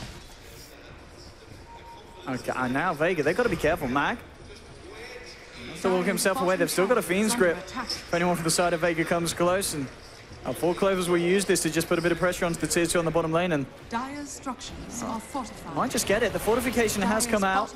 I think they will get it. Yeah, Pike's going to stick around for this one, and this is a Pikecat who is now just about 750 gold away from a completed Aghanim's. 20 minutes in on top of a Shadow Blade. Yeah, I like the Shadow Blade pickup after thinking about it more. I was kind of looking at the lineup of Vega and saying, okay, well, they can 5-man, but there is also an equal chance that this could turn into a split pushing game. And in that sense, having the Shadow Blade makes it really scary for heroes like Wisp and Silencer to really be alone, because it means you just die. Like, if you get caught out, boom, you're dead. Also makes them have to buy more detection, whereas just having a blink, you can get scouted out walking under wards, so you might not always be able to find those pickoffs, but the Shadow Blade not only increases your farming speed, as opposed to Blink, where you might have more mobility and getting around in the jungle, but you don't deal as much physical damage. Oh, Pikecat, have some mercy here. He's looking for no one. Get him. Is he going to go for it? Yes, he is. The 1-2, it's enough. And again, another massive pick-off there for 4Clovers, taking down the Ember Spirit with what looks to be incredible ease. Sax is in a bit of trouble, though. Max coming in with the punch. And yeah, Sax, is he going to... No. Yeah, he's fine. Yeah, he's fine. Okay. Okay, maybe not. The curse? Okay. Saxa. That Glimmer Cape saved his life for sure. Definitely. But the thing that's really scary right now, if you're Vega, is thinking about going late game against Mag with a Tiny. Like, if you have Aghanims, and then you have Empower on top of said Aghanims, because Tiny is all base damage, right? So you're getting a huge increase. It's plus 90 for him. Oh my goodness. Well, actually, that's the Shadow Blade damage too. So I guess technically it's what, plus 68? Yeah, that sounds right. So 68 damage and he gets Empower. Now look at this. This is going to be, and you know, factor into that the Aghanims, that cleave on top of it. But that's only level 2 Empower, and he's getting 68 damage. It's going to get a lot more painful for the side of Vega. But Vega still, they've got relatively good farm here on the gyro. It's bang on really with the Tiny. It's a very close deciding game, and I don't know, after just seeing this Tiny delete heroes and deleting the Ember Spirit just like that, it feels like 4Clovers, they're in the more comfortable position with their heroes. Yeah, but I think they still need to apply a little bit more pressure. Like going ultra late game against a hero like Ember Spirit can always be pretty daunting, just because of the way that he works, right? You never really have to commit to a fight. You spam your Sleight of Fist. You got Snowball Save, you got Relocate and Global to back you up, so it's really hard to catch him unless you do what Pikeat's doing, which is just find him with a Shadow Blade and kill him when he's fighting outside of base. But I think like 4CL might want to try to apply a tiny bit more pressure. Like they can get the tier 1s, I think, without too much risk, or at least poke at them. But they're playing it very safe right now. And they are at the moment. Turning it down a bit. I mean, we just saw Bambo. He just picked up the blink. And, I mean, I guess at this point, Pikecat was level 15. And the Battle Fury now done on Ember Spirit. So be a little bit more ready for these fights. 4-star from Blink on Magnus. Nico's got 2k gold on top of that as well. I mean, I guess at this point, is this where you just have to get the BKB on the Magnus just to ensure that you can fight around that global silence and still find the RPs? It's either BKB or Lotus, and I think BKB is the better choice for this game. Like, Lotus is that item that you buy when you really only need to worry about one thing. But the fact of the matter is, a Snowball, a Searing Chain, you know, even eating call-down damage can be pretty detrimental. So I do think that BKB is the best choice right now. Bottom lane, Vega looking poised to fight. You've got a bit of pressure being applied by Pasture. Some of them hiding in the trees, maybe looking for the bait. Is it going to work out, though? They will find the tower. They're not going to be able to find any kills with it, though. At the same time, 4Clovers, they're looking to try and take something top. Pikecat waltzing in, clearing out the wave. 1,800 gold now for himself on top of the Aghanims. I mean, is this a Tiny that needs a BKB himself, or do we just go for more DPS, more physical, more armor, get the AC online? I think the AC is a great choice here. Oh, TP reaction here. Some Power Rangers going on from Vega. I think they're tier 1. Not in deny range just yet. Maybe they TP'd a little bit too fast. But I do think AC is a solid option. He could just as easily go BKB too. There's nothing wrong with it. Their team does so much damage. Like, last year they were ready, yeah. He can actually go BKB and still deal a tremendous amount of DPS in team fights just because of Empower. So it depends. If 4CL want to contest Roshan and they want to try to actually apply a lot of map control, then I think that going BKB is the right call. Because it means that even if you get globaled and you get caught out, BKB TP, unless they have the Walrus Punch on you, you can get out of any bad situation. And you can also just freely cleave people in team fights if you have that BKB, because there's only one disabled that goes through it. Vega now smoked up. Now making motions towards the Roche pit. We'll see if they're able to try and go for that one, and we'll see if 4Clovers can react in time. They're not really anywhere close to. But I mean, the speed that Vega take this isn't going to be too great, so there will be a chance for them to come over. If they would start to make the move now, and they might just do that. They've got a smoke, 4Clovers may be aware that something's going on. Roshan, it's down to about 2/3 of his health. Can 4Clovers get her in time, Andy? I think if they know, they definitely can. I mean, this is what we're talking about. They kill it so slow. Yeah. Like, their team is not very good at killing Roshan. Oh, this is going to be absolutely huge. They're coming around the corner. Max there. He's ready to try and turn, but Nikwa goes in, gets the RP onto 2. There'll be a snowball straight away to Nikwa. The global silencers come out, so there's no follow-up from 4Clovers. And they'll lose the Magnus. Great reaction on the BKB and great reaction on the global, but Picat's coming in. Oh! Echo Slam onto 2, and the damage from this Tiny is just too much here. Picat cleaving through the Winter's Curse. Max gonna fall down as well, almost certainly. There's a snowball buying him sometime. He's got the Glimmer Cape, but the Silencer's stuck in the pit. They have lost 2 4Clovers, but they'll take down 4, and they'll take the Roshan as well. So even though it looked like Vega were ready to deal with the initiation there after the RP and the Global Silence came out, 4Clovers, they were just ready to fight back into it. They've got so much control in these team fights. God, that and was that so big. Echo Slam from Bambo. That was actually such a good fight for 4CL.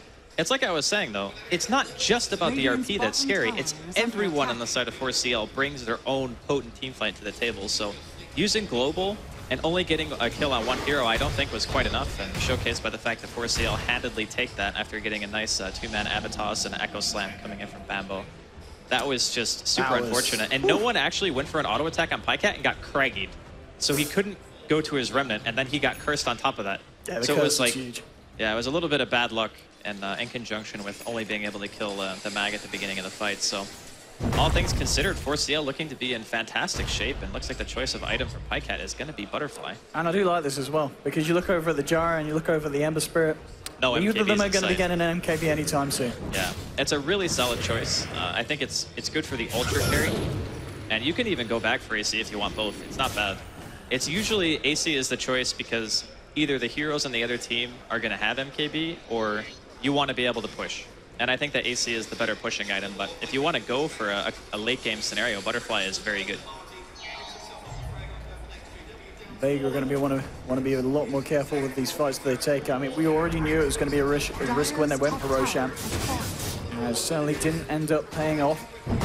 That swing hit. 4Clovers going into this series, as you said yourself, they would have known that they were the underdogs, but they are playing Dota at the same level as Vega, and potentially even higher here at the moment, as after that fight, they're certainly the ones with the lead in this game. Yeah, they have actually just completely stepped up their game.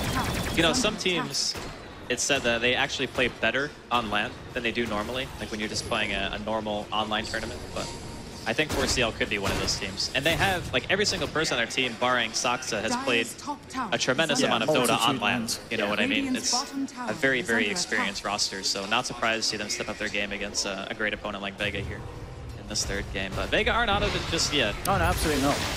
I mean, you said already, you know, with their composition, they've got every opportunity to take these fights and turn them around. Yeah.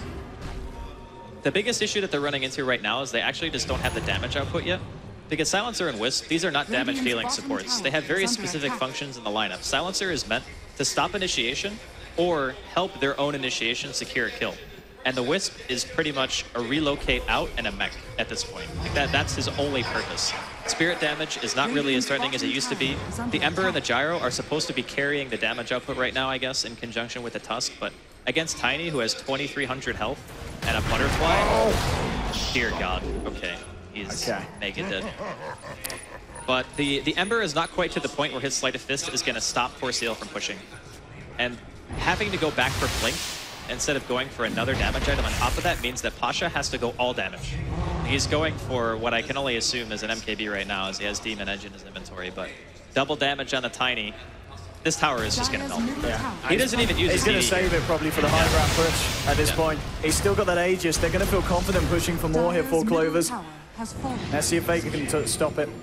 Pikehead just being topped up here by the cold embrace. Power coming in out again from Nikwa.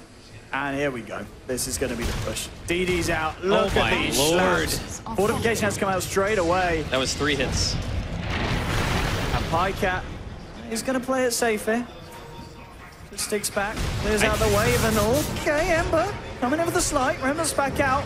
I don't know if you wanted to TP there. Okay, snowball save. They got a snowball. Global Silence has come out as well. They should BKB from Pasha, but still, the right clicks from Pycat are too much, and he's got the Aegis. Winter's Curse now onto no one. Nikwa's there with the skewer. He's also got an RP, but he's a little bit too late. The Remnant came out in time. Ember gets himself out of there.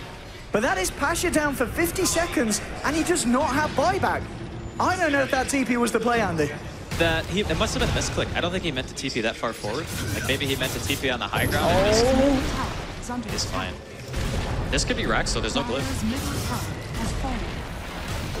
I don't know, man. That was a super questionable TP.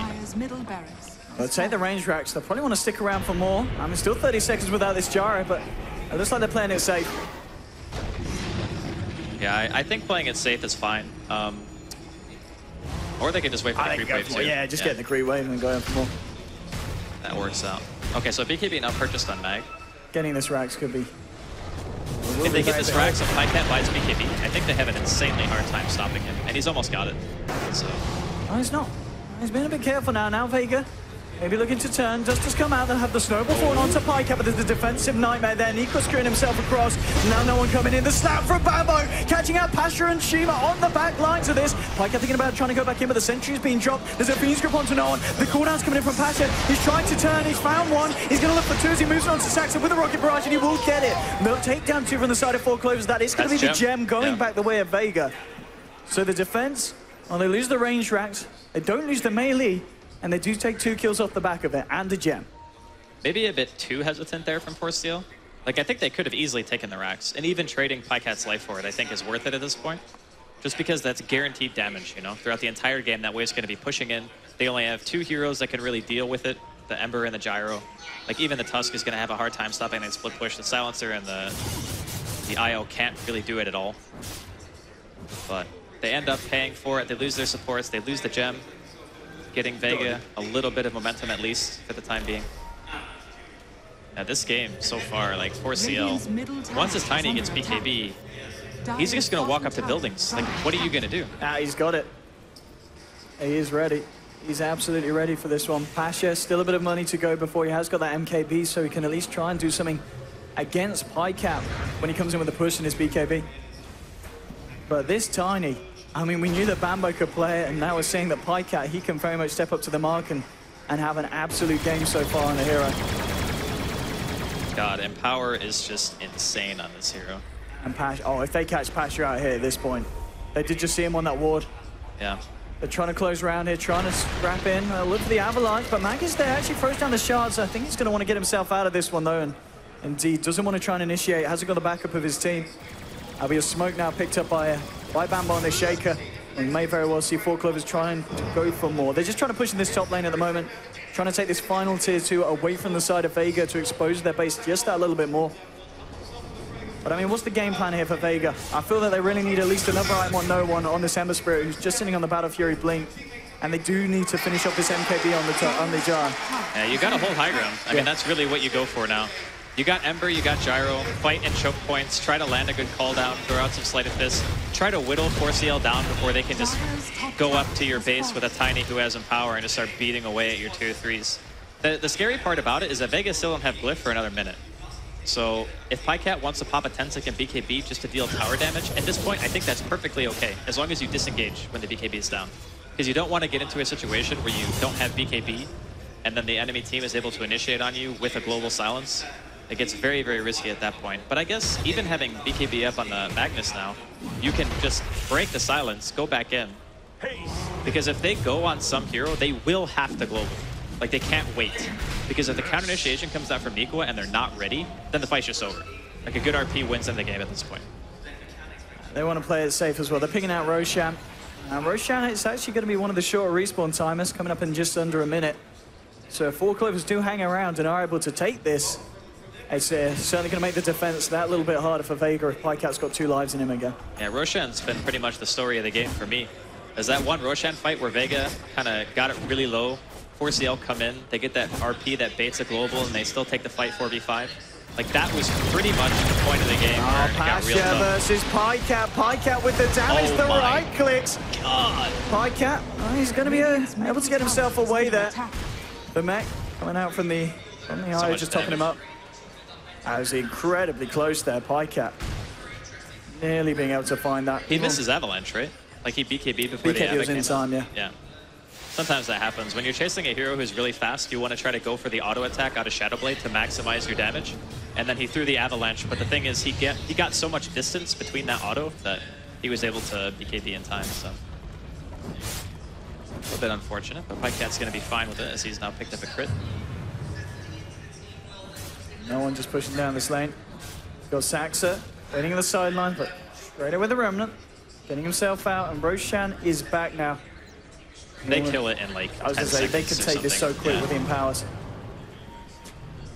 Do they want to go for it? I mean, I think if Vega don't fight this, they have to sack a set of racks. Like, the global doesn't really do much at this point, and the Wisp isn't really being utilized because they can't relocate gank a team who's sitting together as 5, you know? And when you have map control, the IO can't really do much for you anymore. Like, you need to have another hero who can push the lane or hit towers and deal a lot of damage. That's why you so often see like CK or Sven or Tiny partnered with Wisp, because those heroes actually kill buildings. You know, an Ember Spirit and a Gyro, they don't really kill buildings that fast. So you can't go for the backdoor play, you just have to go for fights. Well seen Passion out of the MKB. So he's got a little bit more potential in these fights here if they can find how to begin them, and well, Pycat scouted. Has to be careful here. Vega is smoked up. They'd love to try and find a jump in from the high ground position. 4Clovers playing it safe, getting the D-ward. Not yet going back into the pit here. I think after realizing that Vega is so close, they'd love to try and maybe take the fight themselves and find a pick-off before going in for the Aegis. You know, they know that they have got this power here on this Tiny. And if they can find a jump, they should be able to find a quick pick-off. BKBs are out as well, of course, on the notable heroes like the Magnus. They can continue to fight, and yeah, Vega just playing this very careful.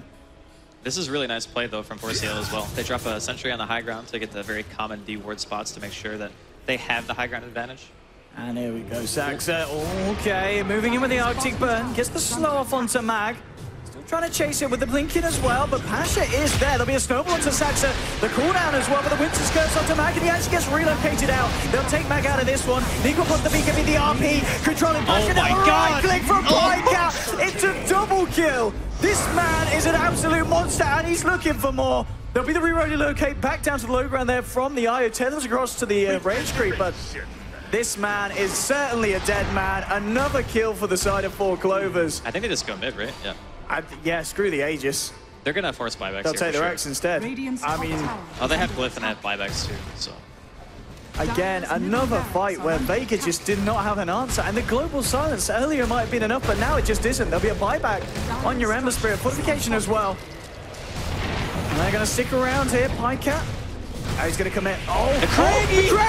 Oh, the Nightmare out to Mac. Mac gets tossed up, and he's in trouble. Has got the snowball. Pycat with the Shadow Blade, but Pycat might just turn. There's a Fissure. Bambo comes in, looking for the slap, but there's a Glimmer Cape keeping Mag alive. He's going to be able to go turn around, gets the punch up with the slam. Comes up from Bambo, not quite enough to kill Mag. Mag will walk this one off, and Bambo pays with his life.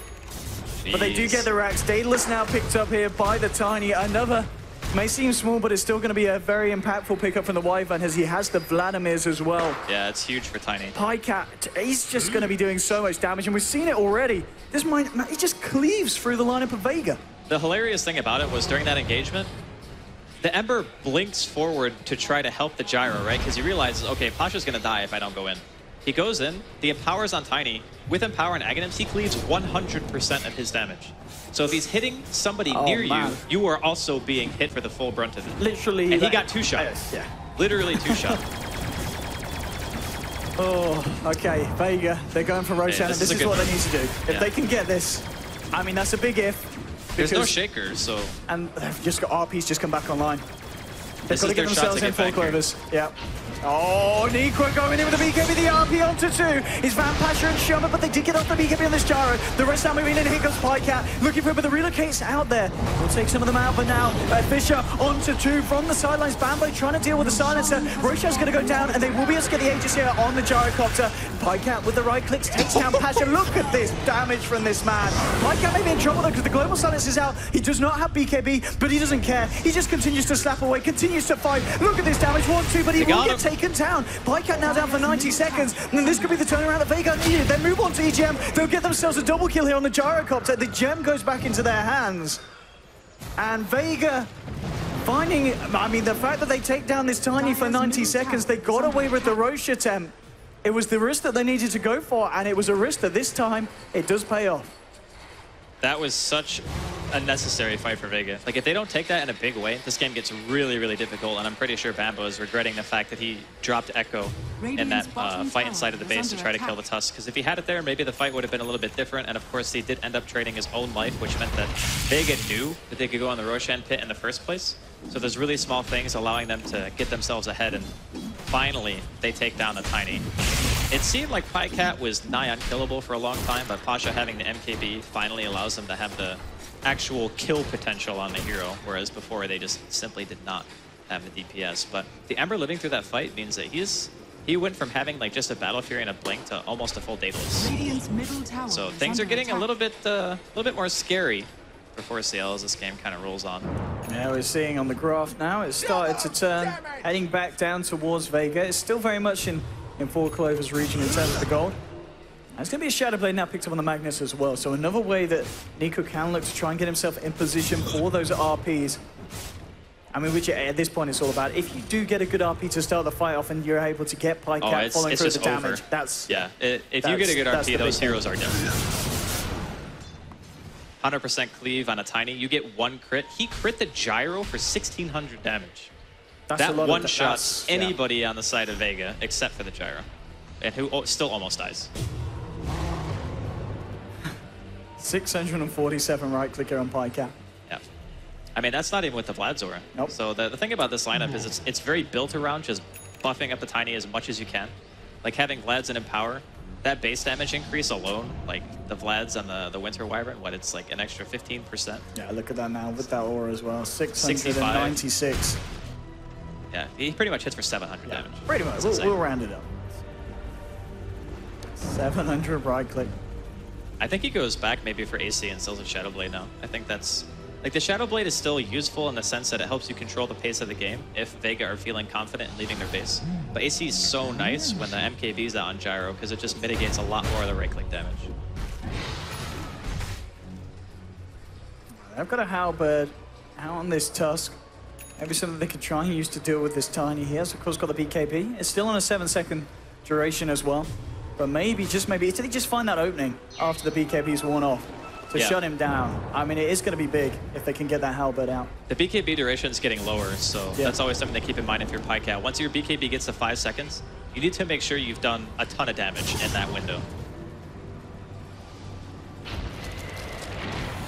And here we go in the mid lane, kicking off, moving forward. The BKB coming out from Pasha, ready to try and go on to Nikwa. Nikwa strews himself away. He is still alive, but the punch from Mag will take him down. That's one down. Pycat. Oh my bloody god, that damage. That's going to be a silencer gone. And now he's looking for Pasha. The cleave damage is flying up onto Mag. They're trying to move it from Pycat.